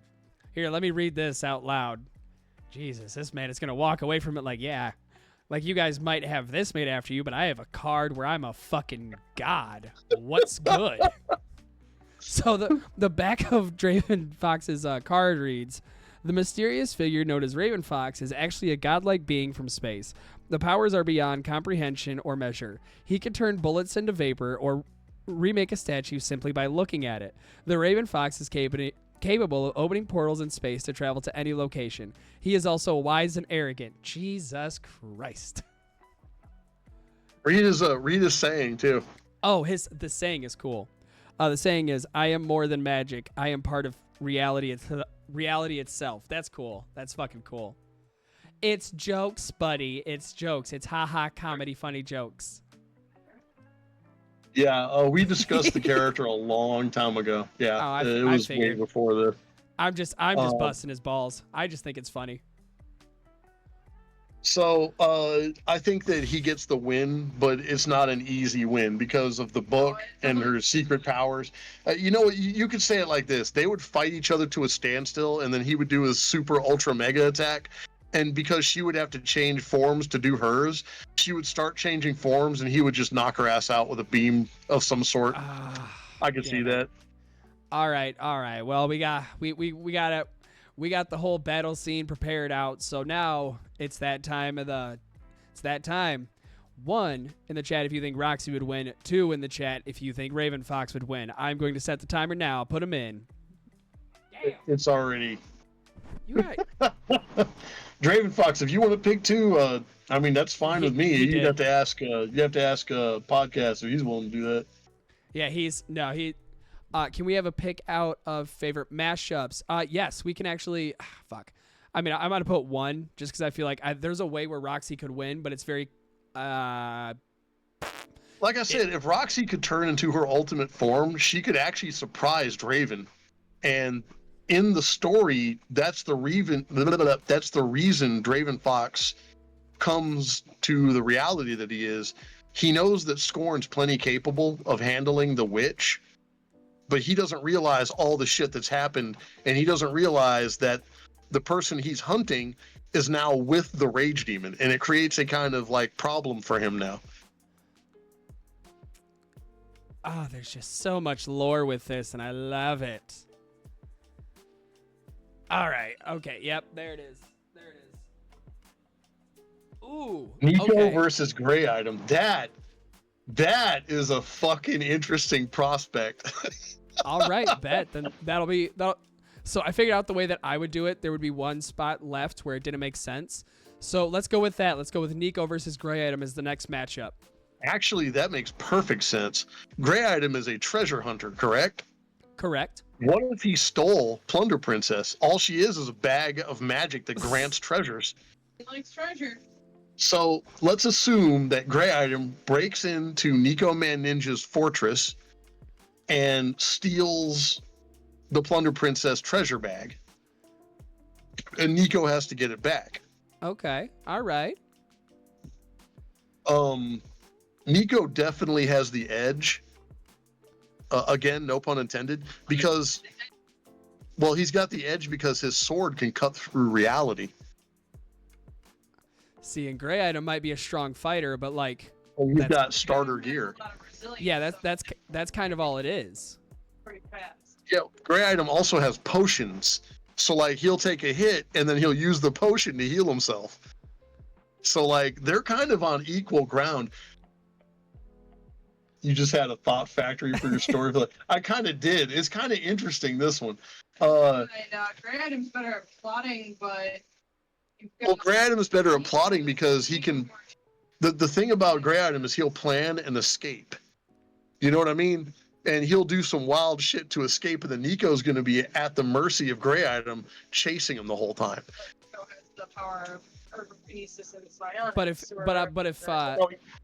if Nico not only has the sword, but he also has the drive of like, you took Plunder Princess. Like I am out for your throat now. Well, like, that and Nico also has various ninja magics. If you read the back of his card, that's where his ergokinesis and psionics come from, is ninja magic. You know, the ability to vanish, the ability to teleport, to throw a sword and cause a laser beam to come out of it or whatever.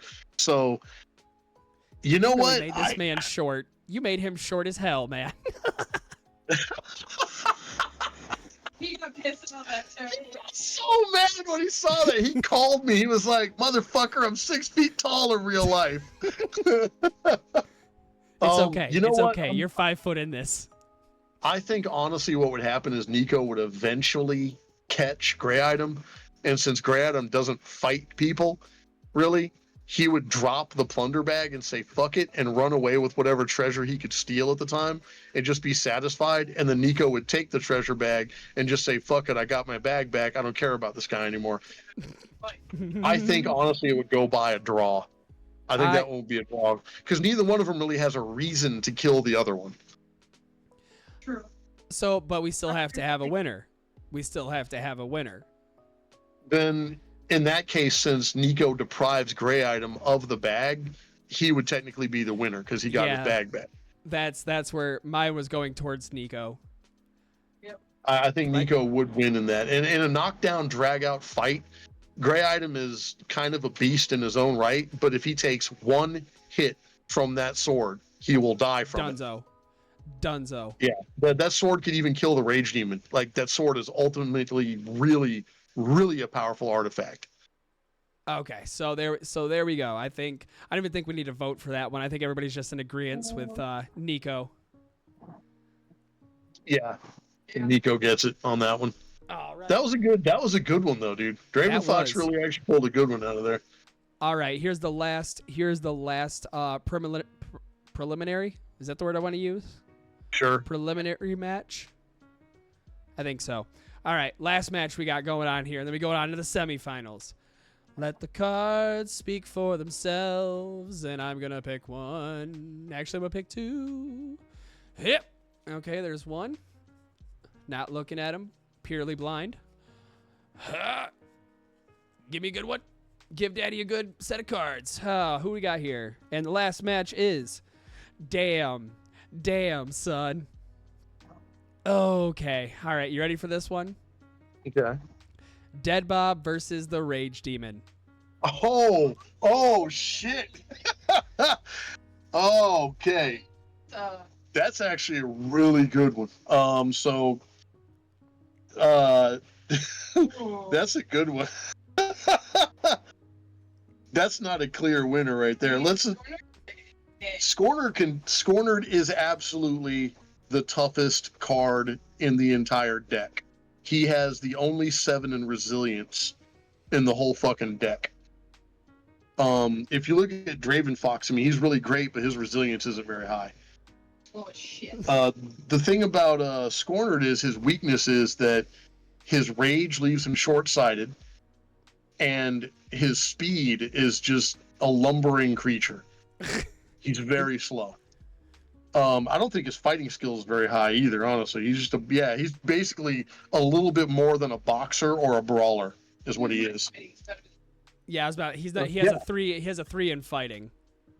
Yeah, and he only has a 3 because you can't really block his hits because he's going to break your goddamn arms at the shoulders if you try to block. Right. So, it's like getting hit by a tree trunk. But Dead Bob has the power to summon like an army of fucking skeletons. He has the power to summon ghosts. He has the power to like control the dead. Like, and not only the dead, at its finest. Well, dead giants also. Ooh. In one of the scenes I have where a character that you guys haven't seen yet called C-. C- is a giant, like a giant, like a frost giant. And he's basically a giant zombie is what he is. And C- goes to destroy the Rage Demon with a giant overhand left while Rage Demon's not paying attention. Dead Bob actually summons a giant's undead hand to block the hit. This is like a scene in the book that I got planned out. Like, this happens. Ooh. And so you have all kinds of shit where Dead Bob is actually extraordinarily powerful. So the Rage Demon would have to not only fight Dead Bob, but like an army of all that shit. And dude, I don't know, dude. That's a good one. Okay, look, here's the thing. Dead Bob, the longer the fight goes on, the more the fight goes to the Rage Demon for one reason. When the Rage Demon goes Berserker mode, he has like ultimate explosive fire attacks. And he gets stronger and stronger and more catastrophic the more angry he gets until he releases that energy in what could only be described as a cacophony of like an atom bomb going off. Okay, now I guess my follow-up thing about that is, okay, Dead Bob kind of knows the Rage Demon, correct? Yeah, they're friends. Okay, so see, that's where we go, because he would know about that. He would know about the longer the fight goes on, the more fucked he is. So he would want to finish that fight like right then, right there. Oh shit, Dark Alchemy, what up, gangster? I like Skorn's voice. He sounds like I brought in my car for an oil change, and he's telling me I need to replace.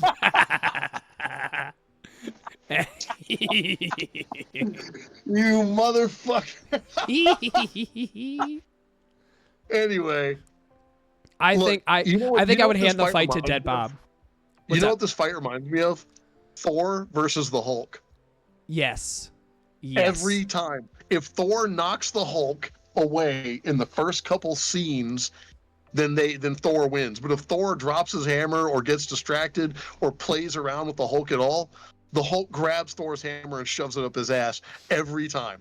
Ooh. And it's like this fight is going to be up to you how you imagine it, because the way that I see it is Dead Bob tries to reason with the Rage. Let's say they get into an argument about who spilled the last beer, right? Okay. And Rage Demon's going off on one of his tangents, and Dead Bob interrupts him, and Rage Demon's like, you always fucking interrupt me, blah, blah, blah. And he starts going fucking rage on him. And Dead Bob's like, hey, calm down, bitch. And he's like, I'll show you, bitch. And they just get into it and start fighting, and Dead Bob's summoning these fucking monsters, trying to reason with him. Dead Bob's going to waste a lot of time reasoning while the fucking Rage Demon is just building his power meter. Because once you set him, he has a rage timer, basically. And once you set it off, that's it. That's the knockout punch, bro. He's like one punch man with that hit. You know, he lines up that left and fucks up your day and everyone else's day within 20 miles. So like Draven Fox just said in chat, so it's up to plotting. Like it would be up to plotting, yeah. It would be up to plotting, and it would be up to luck, really. Dead Bob is going to have to manage an attack strong enough to physically hurt the Rage Demon enough to get him down to reason with him.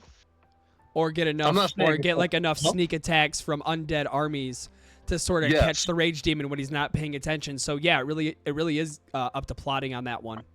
I'd also like to say that the Rage Demon, despite being a 7 toughness, is not sword proof.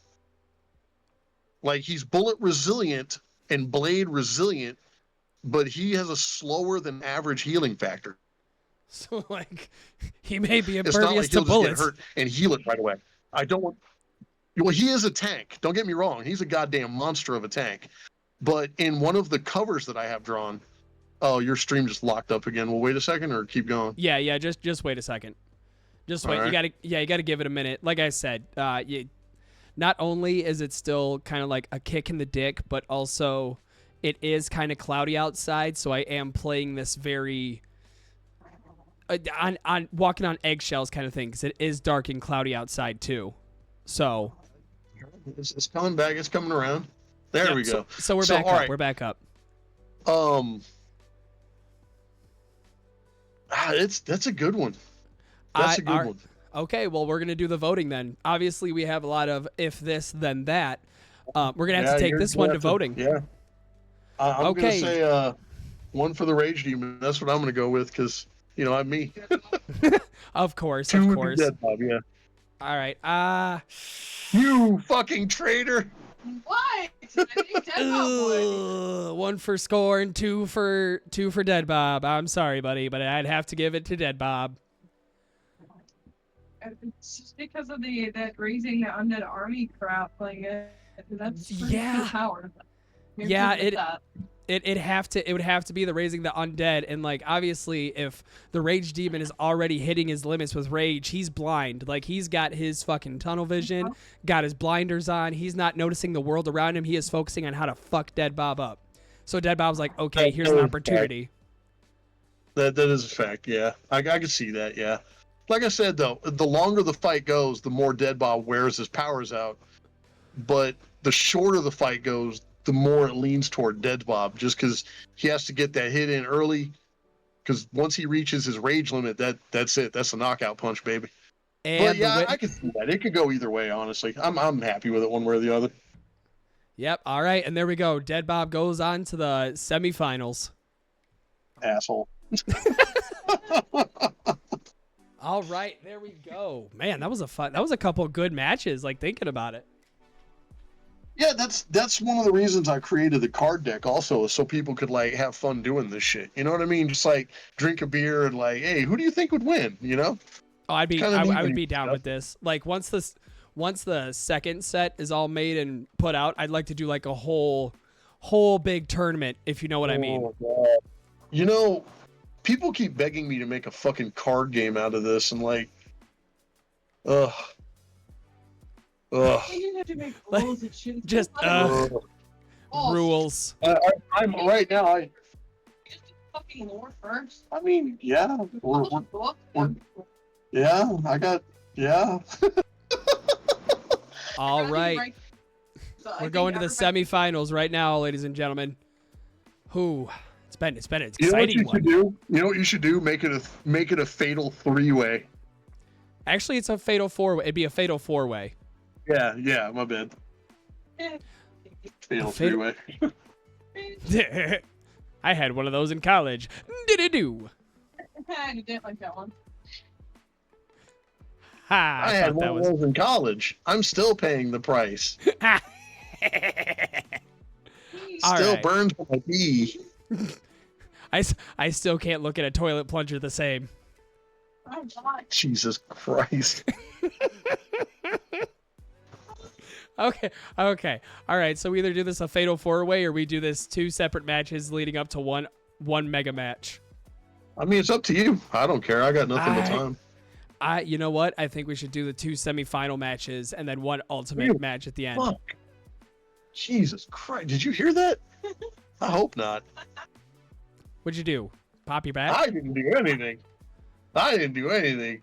Piggy's just whipped ass so fucking. It sounded like someone snapping a bunch of 2x4s.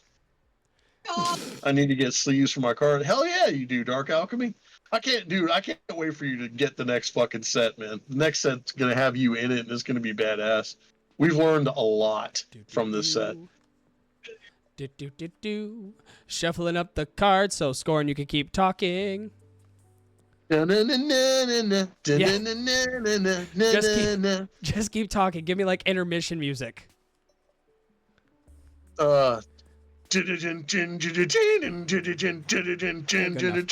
Spinal Riptor. I don't know what you want. First pick of the semifinals is Draco. Now we see who he goes up against. Oh, please let it be Draven Fox. Please, hi. All right. It's Draven Fox.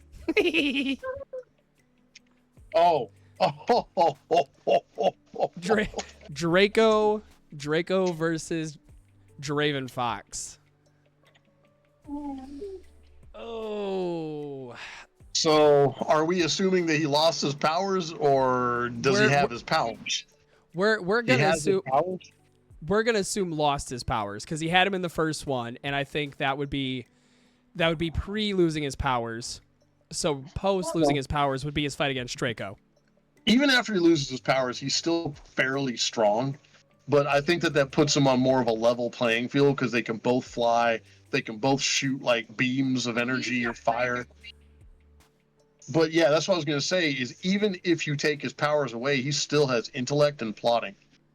And Draco doesn't. They both have the same plotting? Even on plotting. Wow. Draco's faster by 1. I made Draco too strong. Resilience is higher too, where yeah, Draven Fox's resilience is not that high, yeah.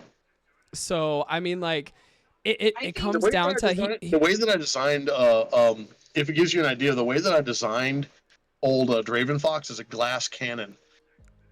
He's extraordinarily high at all his powers and output and damages, but he has no hit points. I think he said it earlier when he said he had. Well, yeah, that's not the only thing. And all of his feathers are going to go up in flames. That is true too. If he gets one hit in with the fire, that motherfucker's in trouble. He's just going to be on fire. However,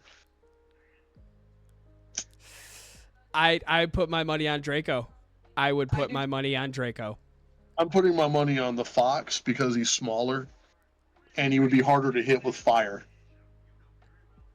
Okay. See, this is where I would put my money on Draco, because hold on a second. If I am looking at, Draco has full on like fucking hands and arms, whereas Raven Fox has like. He's a fox with wings. Yeah, he's a fox. Yeah, I get it. Yeah. So like, we're assuming that his powers are mostly neutered. Yes. Without being, I'm making a lot of puns on accident. I swear I'm not doing it on purpose. I'm loving it. Okay, so he's got his powers neutered. counter. Let's say like fucking Draco was like, "Hey, I'm gonna get that fox. Come here, motherfucker," and just attacked him out of nowhere. I think that he honestly could get on him and really fuck Draven Fox up, because Draven Fox, yeah, you're right. He has arms and legs. He has fire. He has that bite attack. Draven Fox can just, try to get away as best as he could. As a matter of fact, in the story, the way that I have it written is Draven Fox seeks out the Rage Demon to help protect him because he can no longer defeat the witch anymore.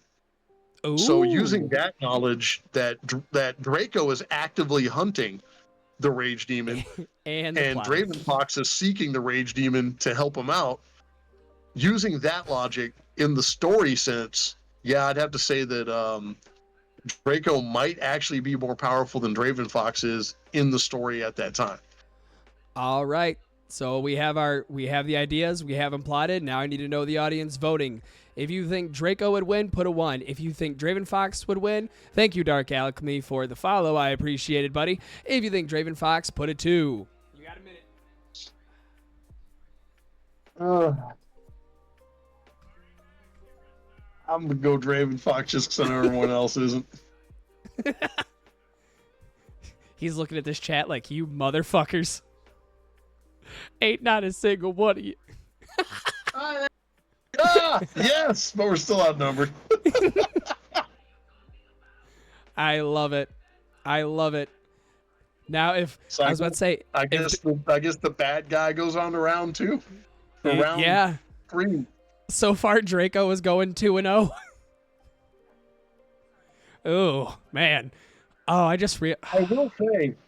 will say that the Rage Demon is unable to finish Draco off at any point in the story, and that's how he keeps chasing down the Rage Demon, is that he keeps on attacking him over and over and over, following him and just pissing him off and trolling him. Like, there's a scene that I got planned where they're walking across a bridge from one reality to another, and of course fucking Draco shows up and just blows up the bridge underneath them and then attacks them while they're trying to climb up the side of a mountain or fall into nothingness. So, like, yeah, you got stuff like that in there, dude. And that's kind of how Draco operates. I based him off of the 80s, like, Starscream or, like, Tex Hex's bad guys, that kind of thing. Yeah. Like, Saturday morning cartoon bad guy. That's kind of how... In fact, that's kind of how I designed the whole fucking thing, actually. It gets the vibe. It gives the vibe a lot. Thank you. I appreciate that. I hope it does. Oh, no. No, sorry about that. So I guess we're going to have to say that, old Draco wins that one. I hope you realize that if he wins this tournament, you will never hear the end of it. No, he's going to be insufferable. Jesus Christ. For a guy who didn't even want the fucking card deck, he really is hamming it up. It's because he's winning, that's why. That's the only reason he's excited about it, because he's like, I'm beating all you bitches. What do you mean? Okay, this one, I didn't think it would be a good matchup until I looked at the cards side by side, and then I'm like, oh, wait. This is actually fucking cool. The next one would be Dead Bob versus Nico Man Ninja. That one's not as interesting as you think. Well, that's a matter of opinion. It's where Dead Bob has the silence or plotting. The thing is that Nico can't fight the amount of people Dead Bob could summon up. But Nico's fast as shit. He is fast, but you know what it would look like? It would look like Yubei Yamada charging Gemma from Ninja Scroll. He would end up lost in a sea of fucking ninjas and fighting them all.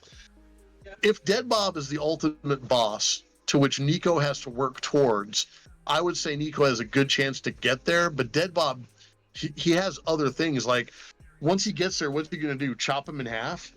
Right, okay, so he can just bring himself back.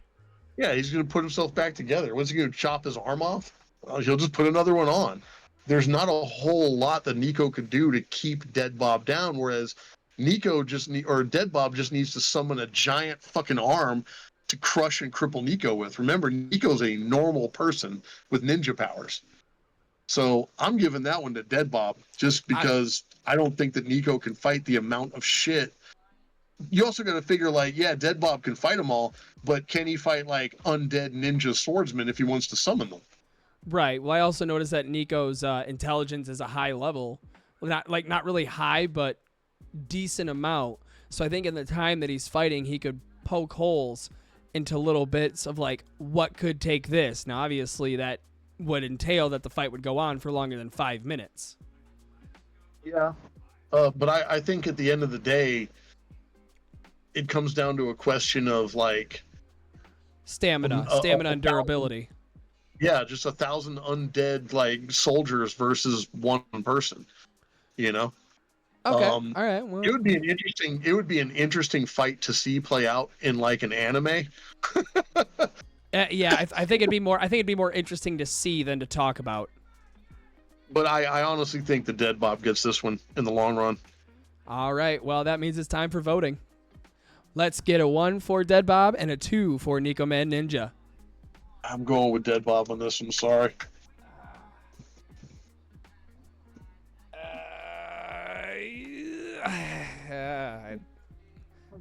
Sorry, Nico. I love you. You're beautiful, but I got to give it to Dead Bob. I'm a telling him. I'm a whore for necromancy. What can I say? And let's not forget that also he can, like, summon like undead dragons and just anything undead. You know what I mean? Oh yeah, Dead Bob's winning that one. Don't tell Nico. It's not just like zombies. It's necromancy. Powerful necromancy. Now I want to mention this before we move on. Nico to win just because he. I like him too, but I mean, being honest, I mean. What's up, man? I want to mention this before we go into the final round.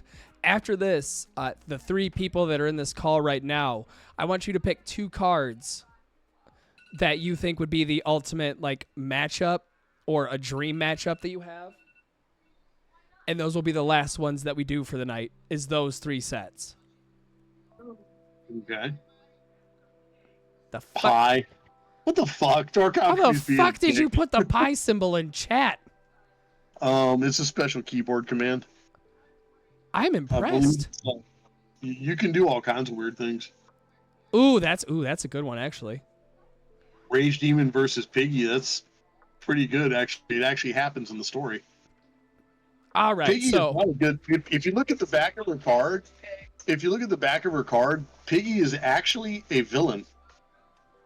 I find that so funny. Honestly, dude, I think a good fight would be the Demoness versus Twisted Squatch.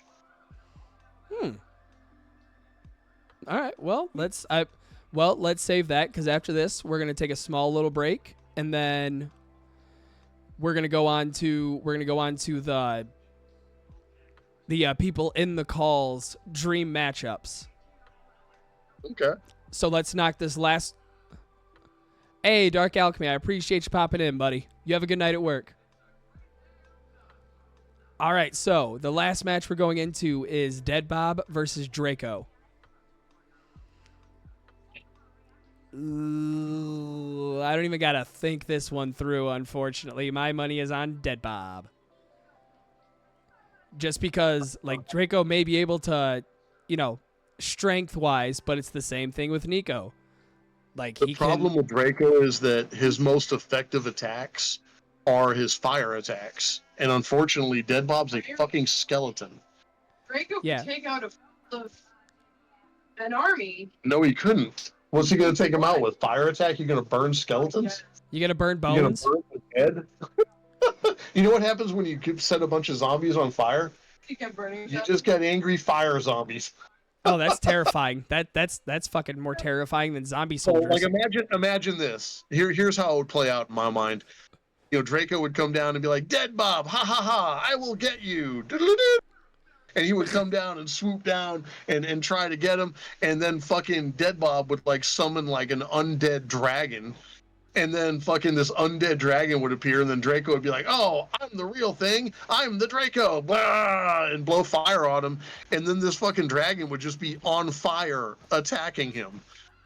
You know what I mean? Like you can't destroy his army, and to finish him off, he's gonna have to get in close. Well, as soon as he gets in close, he's gonna have like 1,000 fucking skeletons jumping all over him, dragging him down and beating his ass, and eventually those hits, they're gonna hurt.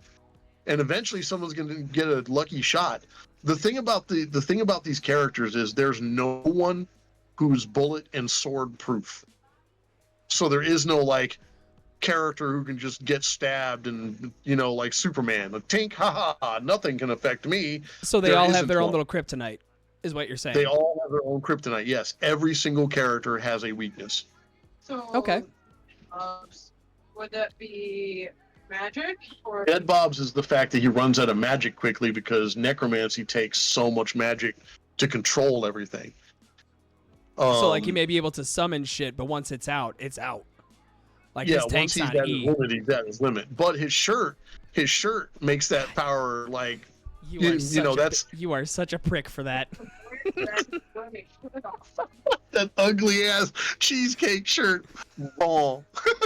You are such a prick for that, and you know that too. That's why you're laughing about it. I gave him a fucking orange cheesecake shirt with a strawberry on it. He fucking hates it so much. Man. I burned the shirt. That's actually a good point. Yeah, that is true. That is true. But I mean, eventually you're gonna have to go down to get them, and those fucking skeletons are still down there. It's not like they're going away. Right, once the shirt goes away, it doesn't mean that everything that he's summoned just magically disappears into the fucking ether. No, it's not like the shirt is like, it's not like he burns the shirt and then they all just fall down. I imagine that what would happen is he would lose control of like some of his army and a lot of them would probably fall out. But it's not like they're all going away just because he burns the shirt. That's not, that is kind of his weakness is that shirt, but it's not weak enough to really get him a win. Look, I know that everybody wants to see Draco win, but honestly, I don't think he wins this fight. Not in the long run. Sorry, Draco. He's going to have to land to finish the fight. And once he lands, he's getting his ass tore the fuck up. That's just it. I mean, he's big and tough and badass, but not big enough and bad enough and tough enough to dodge like 100 spears poking into his body and tearing his wings apart. Kel says I win. Draco, shut up. Sure. Okay, all right. So since we got the determination in, it's time for the last round of voting. If you think Dead Bob, give us a 1. If you think Draco, give us a 2.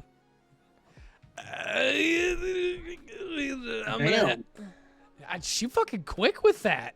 Yeah, she is. I'm sorry. I think Dead Bob wins this one. We need there's a tiebreaker that we need. Draven. Wake the fuck up. Draven. Wake the fuck up, samurai. We got voting to do. Wait, isn't that an Onyx song? Wake the fuck up. Well, back the fuck up. Oh, back the fuck. Okay, I knew there was an Onyx song that had a "da fuck up" in it. Yeah, so back the fuck up. Draven Fox said 1. That's it. You already voted, Draco. So we know what that means. Yeah. He's trying to go again. Sorry, Draco. Only 1 vote per person. Yeah, this isn't a.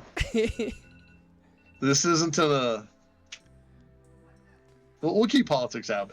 Yeah. I was waiting for. I was like, is he gonna go for it? Is he gonna shoot the shot? I'm gonna leave Paul. All right. So surprisingly, my money was not on Dead Bob winning this tournament, but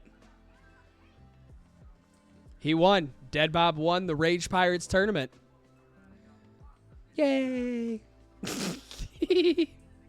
That's really all I can say is good. There were some fucking interesting matchups there, if I do say so. Oh no. I'm alone with my thoughts. It's just me and chat. So chat, Draco, this one's for you, buddy. How does it feel to get your ass kicked by a skeleton? Huh? A skeleton named Dead Bob. It's really just the name Bob with dead in front of it. How does it feel? Does it make you happy inside? Are you proud of this? That you beat the likes I would have won. I don't... I think if you had Nico, like if it was you versus Nico, I think that one you would have had a better shot at. But unfortunately, the power of necromancy is a fuck you when it comes to overpowered. I don't care who writes it. Hey, my phone errored out. Oh, okay, I was wondering. So, like I said, unfortunately, no matter how you put it, necromancy is a fuck you power. It really is. It like really that, is. Yeah, but that's all I can say is like no matter how you put it, like even with Skorn's way of putting it, of like everybody has kryptonite, again, still a fuck you power. The thing is that in the story, Dead Bob plays more of a support role for Skorn than an actual heroic role because of his laziness, and he doesn't want to be a hero. Right. And it's one of the things that, like, okay, there's a scene that I got planned where they have to go through this door, and what he does is to get around it, he yanks his arm off, and his arm goes down there to pull the lever because he has cognizance of his other parts. Well, while the arm is down there, it pulls the lever, but then someone captures the arm. So then they got to go rescue his arm. So he gets into weird shit like that too. He's not like, that's how I take his powers away and how I make him more vulnerable and stuff like that. So kind of sounds like a little bit of slapstick humor when it comes to Dead Bob. Yeah, there's a lot of slapstick written with him because there's a lot of fun things you can do with an undead character who can take himself apart like a crash test dummy. Okay, all right, fair enough. So we're on the last leg, and what I wanted to do here was we have me, Skorn, and Piggies in the chat and the voice call right now, and I want both of you guys to pick two characters that you would like to see go toe to toe, and we'll do the same here, except without the final fight. Okay. So I have mine too. I'm gonna throw myself in the ring on this one. I want to do. So wait, are you fighting someone else, or are you a team? Is that how that works? I'm me fighting someone else. Okay. All right. Yep. So I have. Let's see. I want to get the cards out just so I can see them in front of me. Man, that's been a great fucking matchup. A lot of those are. There was like two. Me. I was about to say it was either gonna be you or me versus Kel. You versus me. Let's fucking go. I feel like I'm a little underpowered for that fight. Yep. No, that's not fair. I'm going to get my ass whooped. Yeah. That would be like me versus Skorn. I can only do so much because I can turn people's opinions, but what the hell am I going to say? Skorn's the bad guy. Okay, and? You versus Koala. Skorn likes to kick puppies. Okay, and? The rage demon likes to yell at small children and elderly women. Okay, and? Like, there is nothing I can say that would turn people's opinions against them. You versus Koala Doll. You actually underestimate your own character's abilities. Well, it's okay. It's not underestimating my. Hold on. Okay. So let me explain one of the instances.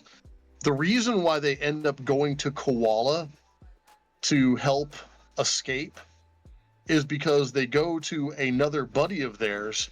Remember, they're on the run from Ron Man's forces. Right. And everyone's looking for them because the witch has a huge bounty on them. And Ron Man is just one facet.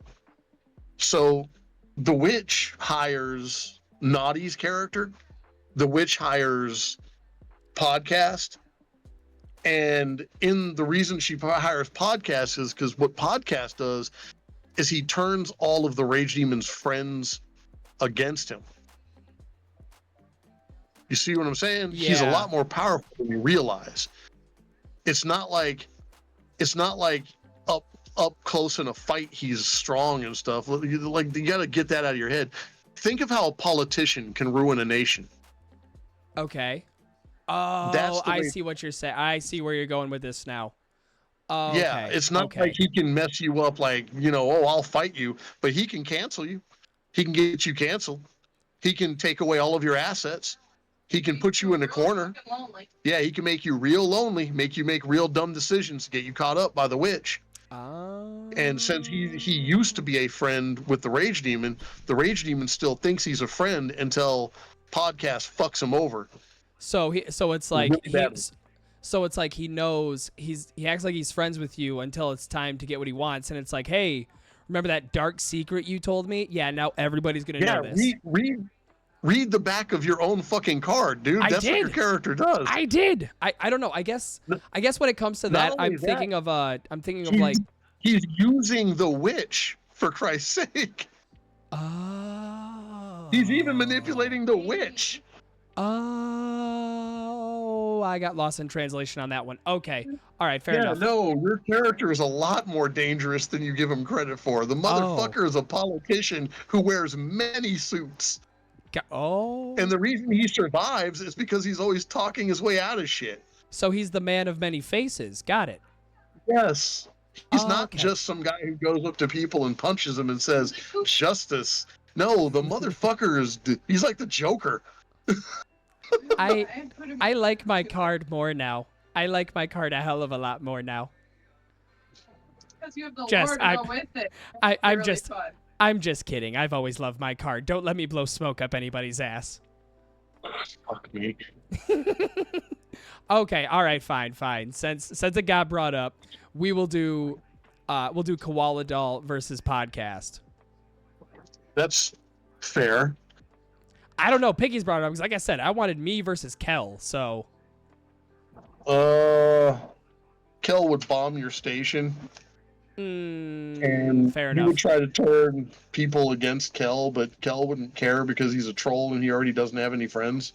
So it's kind of like the Rage Demon thing again. Yeah, you're pretty much powerless to affect Kel because he's a bigger troll than you are, Fair, and he yeah. relishes the fact that he doesn't have many friends. Okay, He so doesn't- yeah. Manipulate people he doesn't like to let you know that he knows. Yeah, that's another thing. Is like secretive. in real life, he's very secretive, so you don't even know who the fuck to affect. You know what I mean? That's fair. So That's fair. yeah, Okay. All right. Then yeah, me versus Koala Doll. That's the only one really. That's the only really other one I could think of. so Koala is simply put a serial killer, and she goes around killing people who are terrible wretches to society. I just noticed something. Tree Bark is gone, isn't she? Yeah, she said shit. Yeah, she said you had to go do things.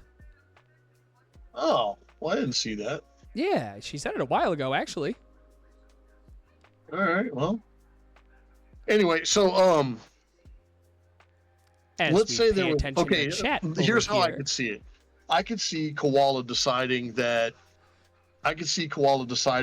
sacrificing podcast to her dark god is going to get her some power and notoriety.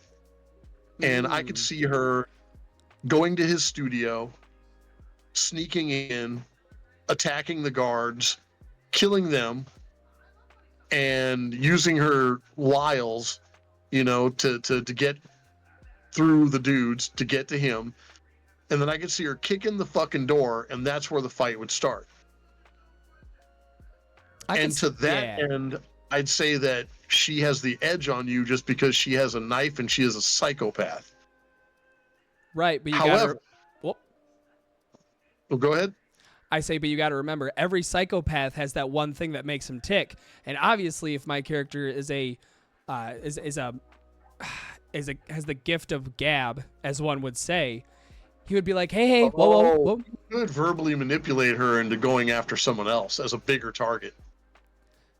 Right. Either way, like, I'm not getting fucked over. And then while she's going for that, it's like, okay, so let's see what Koala Doll has in her closet that I could use against her. Convince her that she's got the wrong guy. plus is kind of baked in. Oh, did you ever let the dog in, dude? Yeah, he wants in. It's been like a long time.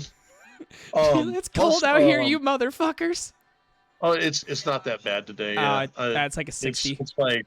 It's like 60 something. Yeah, she's fine. So I honestly think it would go like this. She would bust into the studio, and then he would cut the feed and be like, hey, I know you want to kill me, but you're not really here for me. You're just here for someone to sacrifice to your dark god, right? You know? Well, I have an idea. Why don't you go after someone who would appease him more, and then, like, you know, say stuff or whatever to get, oh God, my baby girl! Yeah! Come here, baby girl! Oh my God, look at you! I still to this day vote that we need a Rage Demon Days Off comic book. Doggo! Like just a single one shot of Skorn having a day off where he just sits around in his underpants eating steak, playing with his dog, just doing everything they God. All the cereal and with his dog. I'm telling you, it would be a great one shot. Just call it Skorn's Day Off. God, Jesus. Unfortunately, it would be like real life almost. All right, so I honestly think that it's built into podcast character to be able to talk his way out of it. And since she is a psychopath, she could actually be manipulated to leave him alone in her better interests. So I'm going to have to give it to podcast because of survivability. Fuck you guys. Okay, all right. So there we go. Obviously, I'm going to do what everybody else did and vote for themselves. But you get a 1 for podcast or a 2 for Koala Doll. So I'm just going to... Oh, fuck you, piggies. She was so fast! She's always fast. She's always fast with the voting. I don't get it. I'm ready. I know what I want. Hey, piggies, were you in Science Olympiad when you were in school by any chance? No, but I was in Destination Imagination. No idea what that is. Destination Talk. I don't know what... Odyssey of the Mind. Damn. Damn. Looks like Koala will take this one. It looks like Koala is gonna... Wow. I think Draco and Draven are a little salty with me. It's okay. Yeah, she does have that butcher arm. The background on her card is so fucking awesome. Hey, Ginger Ninja head trauma. Holy shit. Hey, what's up? Oh, damn. Damn. I guess Ginger Ninja was like, yeah, no, Koala's gonna win. That's my girl. I gotta stick up for my girl. Fuck, man. I guess you know what happens is she says, you know what? This isn't a knife. It's a people opener. Let me introduce you to him. And she just starts stabbing the fuck out of podcast as he's bleeding and gurgling blood. He's all hitting fucking buttons and shit. Help! Help! And then the podcast finally gets his. Well, you know what? Fair enough. All right, so Koala wins that one. Shit, damn, fuck y'all. Fuck y'all. It's trash. Hot trash. The hottest trash. Hot as fucking trash. Versus Sid. Who? You don't fucking call anymore, damn it. It's someone else's turn. So much.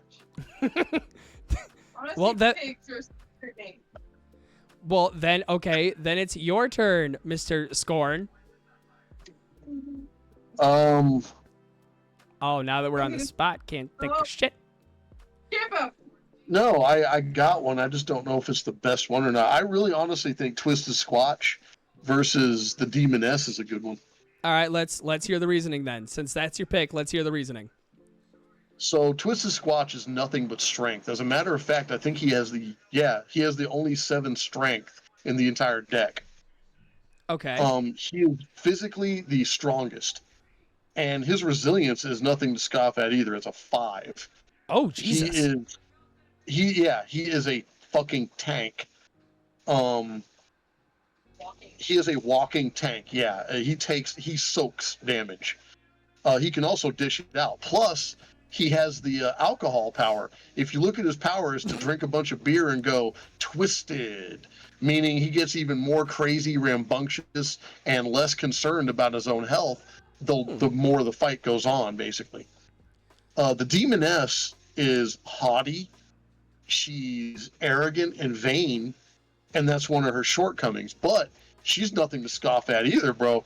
She's got a strength of 5, a fucking resilience of 4, but her fighting is like a 5.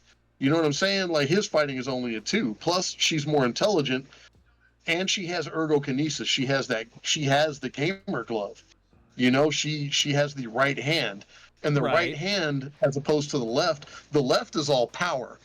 The left hand is, and I actually have this in the next set, I actually explain the gloves.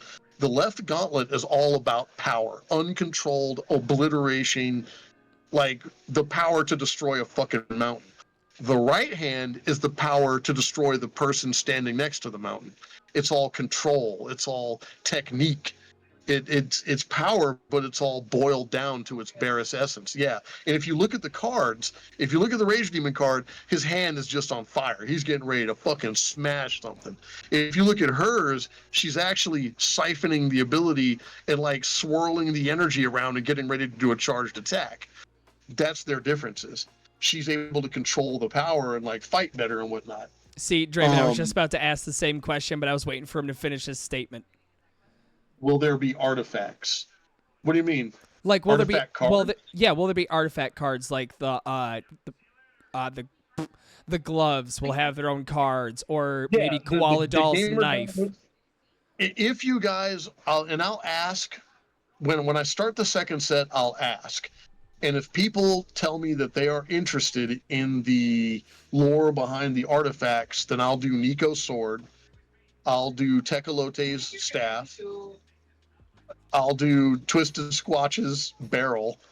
I'll do artifacts. Certain people do have artifacts. Oh, Jesus Christ. That second deck's gonna be a little bit thick. I mean, we'll see what happens. All I'm saying is there could be artifacts if enough people are interested in them. But that's my idea for a good fight, is just some giant fucker with a lot of soak ability, big tank, versus what amounts to a smaller tank who's more capable of dishing out damage. I think it'd be an interesting fight, honestly.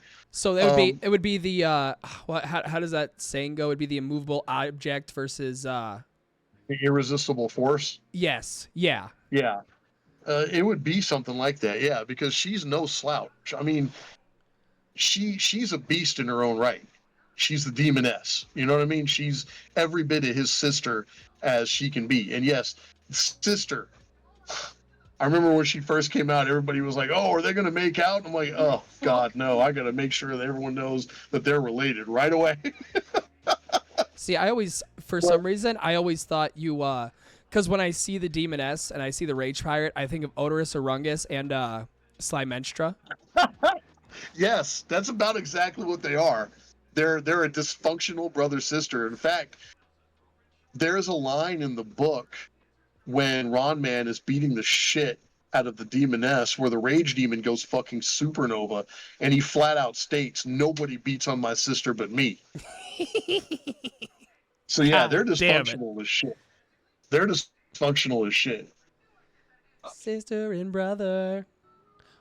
Hate one another. Yeah, brother okay. and sister.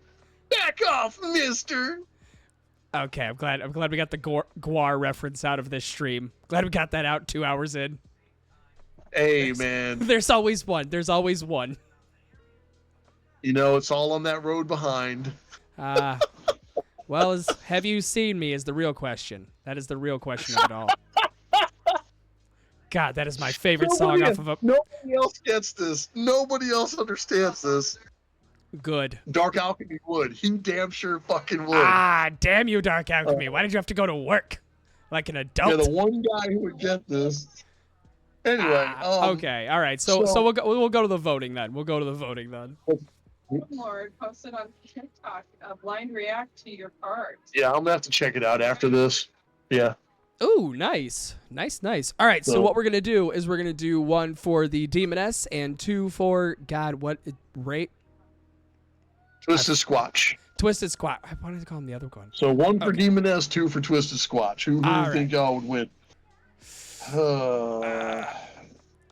Why the fuck do I have the calculator open? Oh, Yeah, you notice. Ah, that's yep. I'm gonna have to say, yeah, because she is just more skilled. She's faster, and she has that gamer glove, and that is the equalizer. Like, as powerful as he is, if she gets a hit off with that motherfucker, it's like a small nuclear bomb going off in his jaw. I mean, also Draco has a point. The name is badass. Like, it is fucking cool. What is Demoness? Yes. She's pretty cool, yeah. Yeah. So I mean, not only the cool name, but again, like, kind of smaller stature, has a little bit more agility, Wow, a little hold bit on. more. Draco just gave me a fucking compliment. Mark that on a fucking calendar. Jesus. If you want to timestamp this, it is 2 hours, 9 minutes, and 45 seconds. If you want to clip that, save it. Yeah. If somebody wants to clip that and save it, so Skorn can forever keep that. Anytime Draco talks shit, he'd be like, well, you know what? At least I have a clip of you complimenting me, so... Suck it. That wins the compliment for the day. I'm good. I can go now. I can stop. I don't want to draw no more. I'm done. I'm gonna go work at the post office. I'm going to go work at Dollar General and make everybody's day that walks in. Hey, how you doing? Go fuck yourself. Hey, you smell like cat piss, and now I'm going to smell that all day. Thank you very much for that. Have you been eating cabbage all day? Ugh. Hey, here's a box of Twizzlers. Shove it right up your ass. Here's that dollar store pregnancy test. Hopefully they don't work as well as you think they do. All right. We got the last one. Yeah. Yep, we got the last one, and that one's coming from the co-pilot herself, Piggies. Piggies, who do you want to see fuck someone else in the ass? Sydney. Piggies. Now that's actually a better one than you think. Okay. Give reasons. All right, let me make sure here. Give me a second. I'm pulling Okay. out the cards. Hold on. Gotta make sure all my cards are in the right hand.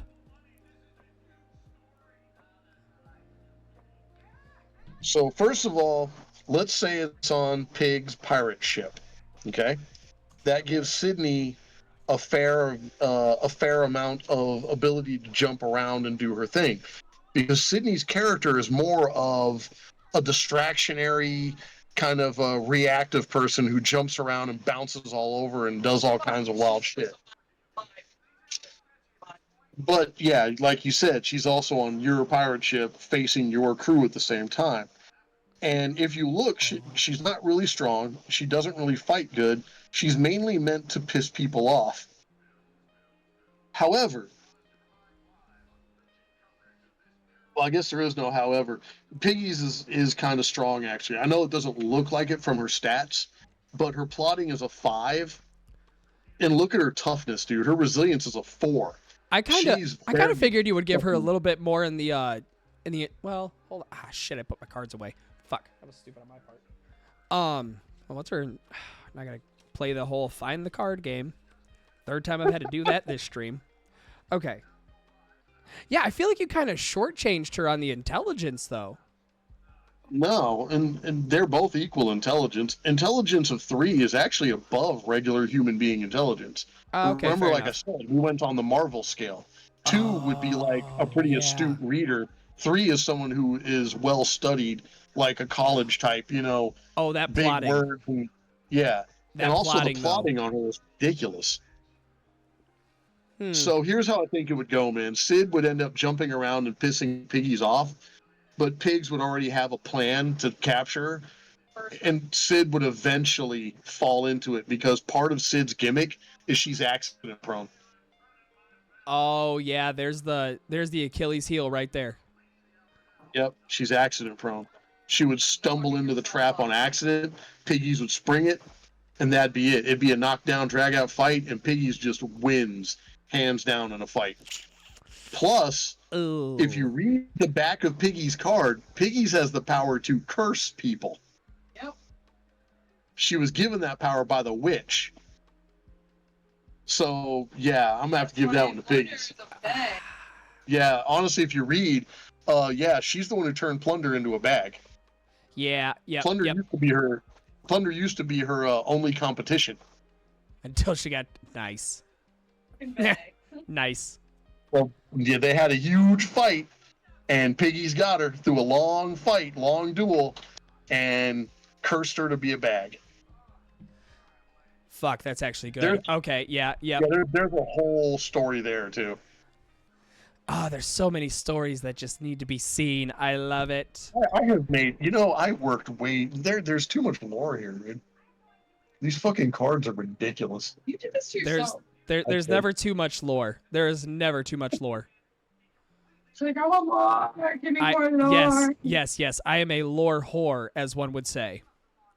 So if anyone's interested, the Plunder Princess sailed the seas with Piggies, and Piggies was opposite. So you could see that.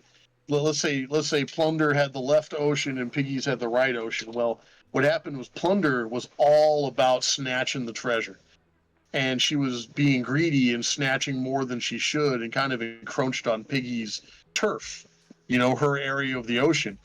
And Piggies and her had a huge fight that was with the boats, big naval battle. And then they fight towards each other, and then they eventually run each other. It was called broadsiding. And they broadside each other and jumped on each other's ships, and they were fighting the fuck out of each other, Pirates of the Caribbean style. And Piggies just won because of luck or because of whatever. And she got her, and and she cursed Plunder to be a treasure bag that could generate any treasure, but she could only ever give people what they want. She can never give herself anything. Ooh, that's a curse. That's a pretty cool curse. That's fucking overpowered, and I love it. So the Rage Demon actually has to figure out the secret to break the curse in order to get his Gamer Gauntlet back, because Ron Man destroys the Gamer Gauntlet the first time they meet. Ooh, you again, lore whore. I am loving all of this. Yeah, I But went a little too far there. Sorry. No, it's all, don't ever apologize for explaining the lore of stuff. Don't you fucking come on here and apologize to me for telling me cool shit. Okay, don't you ever do that. All right, So I think we're in agreement that Piggies gets this one.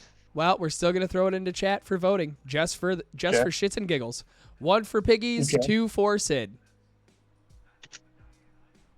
Gotcha. I beat you. They That's fine. actually Skorn got it first, Piggies. So if you look, he's My gonna streak says I got it, so- he is gonna ride that wave for the next week. She's Yeah. she's gonna tell him to take out the trash. Be like, yeah, I take out the trash, but you want to know what else I also win at? Beating you in chat. You just see him carrying the trash bag out like, I'm number one. I'm number one. Fucking dancing with it. Yeah, Draven Fox said Piggies already. Yeah, she's already got 4 in a row. Yeah, she wins this one. Yeah, she mopped the floor. Mopped the floor with them all. But on the other hand, I mean, Sydney was never meant to be like one of the best heroes or whatever. She's a distraction. You know what I mean? Yeah. Holy shit, we have been going on for almost 2.5 hours. Yeah, I apologize for that. Holy shit. You people are really pushing me past my normal stream time limit. That's all I can say. I told you in the beginning, this is what I do to people with their streams. Dude, I don't know what it's They start been. chatting with me, just like that's it. We're done. We're locked. We're the death spiral. Just be thankful I haven't wanted to talk about anything Cobes related. Let's just be happy about that. I want to keep this. Related? Yes, Cobes related. Oh, yeah, we can talk. We can talk Loghouse. we can talk them, but I want to do a separate thing for that. I wanted to keep this strictly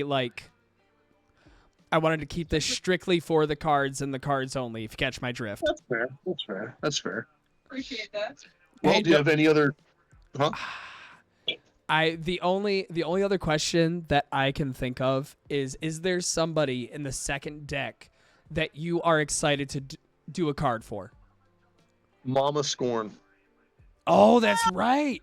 That's right. Yeah, Mama I talked to Skorn. my mom about it. I talked to my mom about it, and she got a deck too, by the way. Oh, she did. And yeah, she got a deck too. She was really surprised about it, and she thought it was really. She called me and she said, "This looks like the cards you used to collect when you were a kid." And I'm like, "Thank you, I appreciate that." And she said, she actually asked me. She said, "Am I getting a card? Where's my card? You know, where's the old fat mama card?" So I was like, "You know what? Fuck it, I'll do one." So I'm gonna do Mama Scorn as a bonus card for the next deck. I'm really excited about that. I'm Oh, excited hell- about our card. Oh, hell yeah. Oh. Like, that's even cool that she even asked, like, okay, well, I see all these cards. Where the fuck is mine? When Yeah, do she I didn't understand it at first, but when I explained to her like where they came from and who they are, and these are my friends and whatnot, she was like, "Oh, that's really cool." La, la, la. And she was like, "Well, where's your old mom?" And then she recognized that street in Germany. Yeah, that's when she told me she recognized that Kel. Like, I asked her what her favorite card was, and she was like Kel. And I was like, "Really? Why?" And she was like, "Because he's German." And I was like, "How can you tell?" And she was like, "Because that street right there is Rochefort. That's the bridge. That's the clock right there." La, la, la.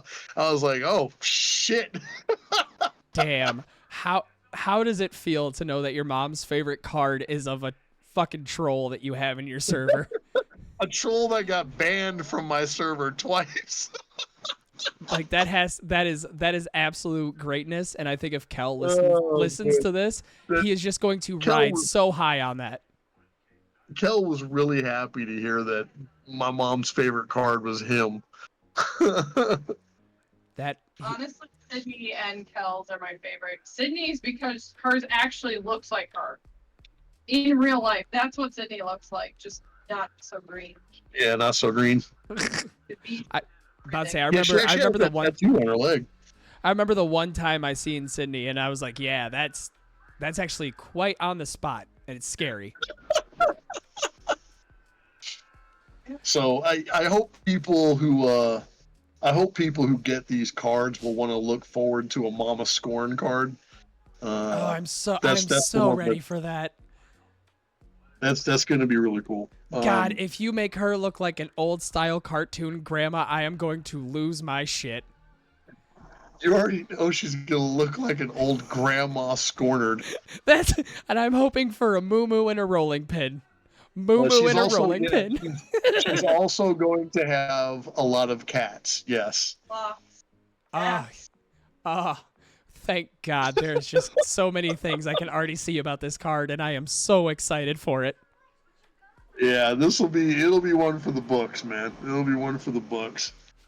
Now, just because I'm a shit heel and I want to know and I'm nosy, is there anybody in the second deck that, like, you're drawing them, but the entire time just be like, God damn, motherfucker, why am I doing this one? Well, if he ends up having to draw anything with feathers again, he would say, Yeah, if I have to draw feathers again, I'll put my fucking head through a fucking vice. I'd say involved in ravens, so you know. I'd say Cat Whisperer. one that I'm not looking forward to drawing is Dark Alchemy. Only because I haven't sat down with him yet and really fleshed out a character for him. Oh, okay. Okay, that makes sense. Well, that makes he it a little bit has harder. one, but- yeah, he has one, but I guess I want to draw it in, like, my style. I want to draw it, and I hope that he likes it, the way that I want to draw it. Yeah. I guess that's one that I don't really want to draw as much just because it's not really my character to draw. But I think the one that terrifies me the most is Tree Bark. Oh, hers is gonna be Hers is going to be why cool. Tree Bark? She's already told me what she wants, and what she wants is ridiculous beyond measure. She wants a sexy tree wearing a swimsuit. Ha- Yes. nothing. Yeah. Can you see why this is terrifying to me? Yeah. Because the only thing I can imagine is the talking trees from Harry Potter wearing a bikini, and that's all I can imagine. Basically, yes. That's all we're gonna see what I can do. We're gonna see what I can do. But I yeah, mean, I like- have some challenges. I mean, like, you could draw a woman and just color her body as a Sexy tree. Yeah. By the way, Ginger Ninja is in the next set as well, if I remember right. Yeah, she's in the next set as well too, and I believe she's going to be a disciple of Nico. Ooh. I love So it. that ought to be kind of cool. Just draw a woman with tree elements. That's all I can think of. Either I see the Ents from Lord of the Rings, and that's just again, there are no Everyone like. else is pulling out. Everyone else is pulling out the Lord of the Rings, but you know what I see? Unfortunately, Looking at the tattoo on my leg. unfortunately, I see the tree from Evil Dead. Oh God, no! Don't you dare put that evil into the world. Dad. Sexy booty. Yeah, kind of, sort of, I guess. Maybe Sort that's of. still. Yeah, I'm gonna yeah. end up drawing the sexy fucking tree, and I don't know. We'll see, man. We'll see. You can put that in your fucking resume. Just Hey, baby girl, what's come the here. highlight Come of your here. career? Well, I drew a sexy tree once. Oh, So come that's a here. thing. Oh my. Come here, little baby girl. He's cuddling his dog. I'm cuddling my little baby I- girl. I can hear it. She's got cold paws. She needs to warm them up. Oh my! Oh, you are have such a soft heart for a small dog, and it terrifies me, and I Yes, love it at the same time. do. Oh, this dog. I love this fucking dog. Baby girl. She's not even a little dog anymore. She's definitely a meat. Yeah, she's not a little dog anymore. She's like 25 fucking pounds of muscle. God damn, Fucking fucking dog. chunk. This dog looks like she's been drinking creatine every day. Skorn left the feed her protein so powder good, out, man. and the dog drank it. No, we feed her really well, man. She eats better than most people I know. She eats like steak. She gets an egg every week. She gets sweet potatoes. She gets a banana like every day. She starts off with a little bit of banana with her dog food. Then she gets like a bone with a bunch of meat on it and shit. Like this dog, boy, dog's spoiled, aren't you, little baby girl? Oh, so she gets that pit bull diet. Gotcha. Okay. Oh yeah, dude. She eats good, man. She eats good. She eats good. She's eating a bunch of pumpkin recently. Oh. Smallest isn't even. Yeah, Ginger Ninja has these fucking horses that she calls dogs. She basically raises dire wolves. Yeah. But no, my little baby girl can run circles around those dogs, can't she? Oh, hey, I'm gonna tell you something. My dog does, man. Kills mice. This little motherfucker The bodies. just left the bodies for me to pick up. Every one of them. Dad, here's a present. Dad, here's a present just for you. Where she fucking kills them. Like, too late. God damn, 100 pounds. You know, I remember having a 100-pound dog. We had Whiskey. She was like 100 and I think she was 160 or 130, 150. Damn. Who, Whiskey? Yeah. If you ask my mom, she'll show you a picture of Whiskey standing on her hind legs. And Whiskey's like with her legs on the ground, standing next to my mom, would look her eye level with her paws on her shoulders. Oh God, dogs like that are fucking terrifying. Well, Whiskey was part wolf, like legit part wolf. Oh, okay, that makes And sense. she was a giant fucking dog, man. It was, it was weird. When you looked into her eyes, it didn't feel like you were looking at a dog. It felt more like you were looking at a person, like for real. It was creepy. It was weird. Like you had to establish that you were not the weaker class. You were not the weaker class as soon as that dog looked at you. It was a really cool dog, though. It's a really great dog. All right, well we've hit the 2.5 hour mark over on this stream, which I appreciate the fuck out of that. This was a long ass stream, and it was nice. It was cool. This was a good time. It was a good time. Oh yeah, definitely better since we weren't trying to fight the internet and figure out 85 different ways to make it work. Yeah. Sorry for the fact that he couldn't show anyone the cards. If anybody wants to check out the cards, you can check out the Rage Pirates Discord where I have the cards posted. Piggies. Or you can check out my Facebook. Piggies. You can check out my Facebook. You can check out my Facebook. It- That like fuck. You can check out my Facebook. Needy bitch. Facebook post. Discord. 7 people in here.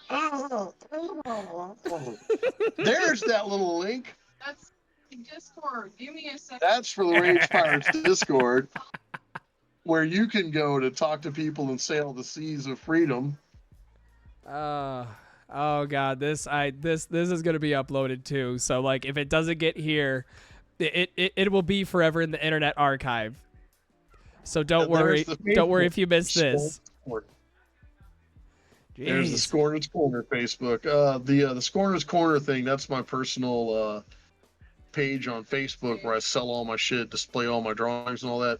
The card set is on there right now. Oh So shit! if you want to check it out, check it out. Huh? Okay, are you selling? Are you selling these too, or was this just sort of like a test copy? Well, it was. We request one. If anybody wants one, I'll definitely sell it to them for a pretty fair price. I'm not, like I said, I wouldn't be looking to like rake in the fucking dough from that or whatever. But if somebody wanted a set, I'd say we could print another one out and send it to you for like $20. Oh, I mean, $25, something like that. I mean, for the quality you're getting, I don't think that's a bad deal. I don't either. I think it's a little low, honestly, considering usually I charge like 50 for a drawing, and this is 18 drawings for like $25 or whatever. But still, I also don't think that it warrants being, full fucking $50 because it's a set of cards. You know what I mean? You're not gonna like put it up on your wall and look at it every day. Right. Most likely. Well, I mean, you can if you want to. If you want to like You could. get like a But shadow I box think or something and put it in there. I think the 25 is like the mark for the card deck. I think that's what we would go with on that one. And Yeah, that's fair. if y'all wanna buy a card deck, I wouldn't even pocket the money. I would give it directly to Piggy's because we spent a lot of money making these fucking things, putting them out there, dude. A lot. A lot of experience. There's a lot of experimenting, a lot of ink, a lot of running to the store, and I know that's no one else's problem. That's why I'm not saying the dollar amount. I'm just letting you know that Right. that's why we're going to sell the next deck, is because we can't afford to do this. You know what I'm saying? Yeah. We're not made of yeah, fucking. yeah. Well, So well, I it's also, like, well, I what- know one of the other things is, I mean, like obviously you had the trial run here, and so far from what you've seen in the chat, you have seen that people are absolutely fawning over these cards. So it's not like you're Yeah, gonna have to do it the same trial and error. You're like, okay, this worked, this worked, this worked. This is the base we can go off of, and we can just run with that. Also, now that we've figured out the math to it, Piggy's knows all the math to all these cards. And I have looked at these and learned a lot from the lines, so the line art will be better also in the next time. So we both have looked at these and learned from these as we made them. So the next deck will blow this out of the water, I think. It really will. We're already talking about a couple things. We already made a couple plans. Yeah, I think the next deck is going to be even better than this one. And that's saying a lot considering I'm really, really proud of this deck. I really am. As you should be, man. As you should be. But all right, ladies and gentlemen, that has been the interview with Mr. Skornerd himself. Is there any final words you want to say to the people on the interwebs? Yeah, if everybody listening could go check out my not so buddy. He's a cunt, but he's all right. What the hell is that dude's name? Sparkle Fuck, I think is what his name is. Oh yeah, Sparkle Dust. Was it space? I know, Sparkle Dust _ Square. That's what it is. Go check out that cunt. He's in Twitch. He's a good guy, I guess. Yeah, he's all right. Hey, I appreciate that. I'm sure he'll appreciate it. I'll tell him that later. He's a fucking douche. But anyway, yeah, that's all I wanted to say. All right, man. Well, I appreciate you giving me your time of the night. I really appreciate it. No, man, I appreciate it. Thank you. Hey, no. Oh, no problem. Again, I am an art whore, and I will showcase good art. I will never stray away from it. Huh? Oh, go on with what you were saying. I was mid-hit when you were talking, so go on. You were gonna ask a question? No, I was gonna sign off, but if you got something else to say it. Oh no, I was gonna say I'm about to go watch this Twitch someone made for me. I'm about to. You mean TikTok? Yeah, TikTok. My bad. Yeah. Get your old. fucking social medias right.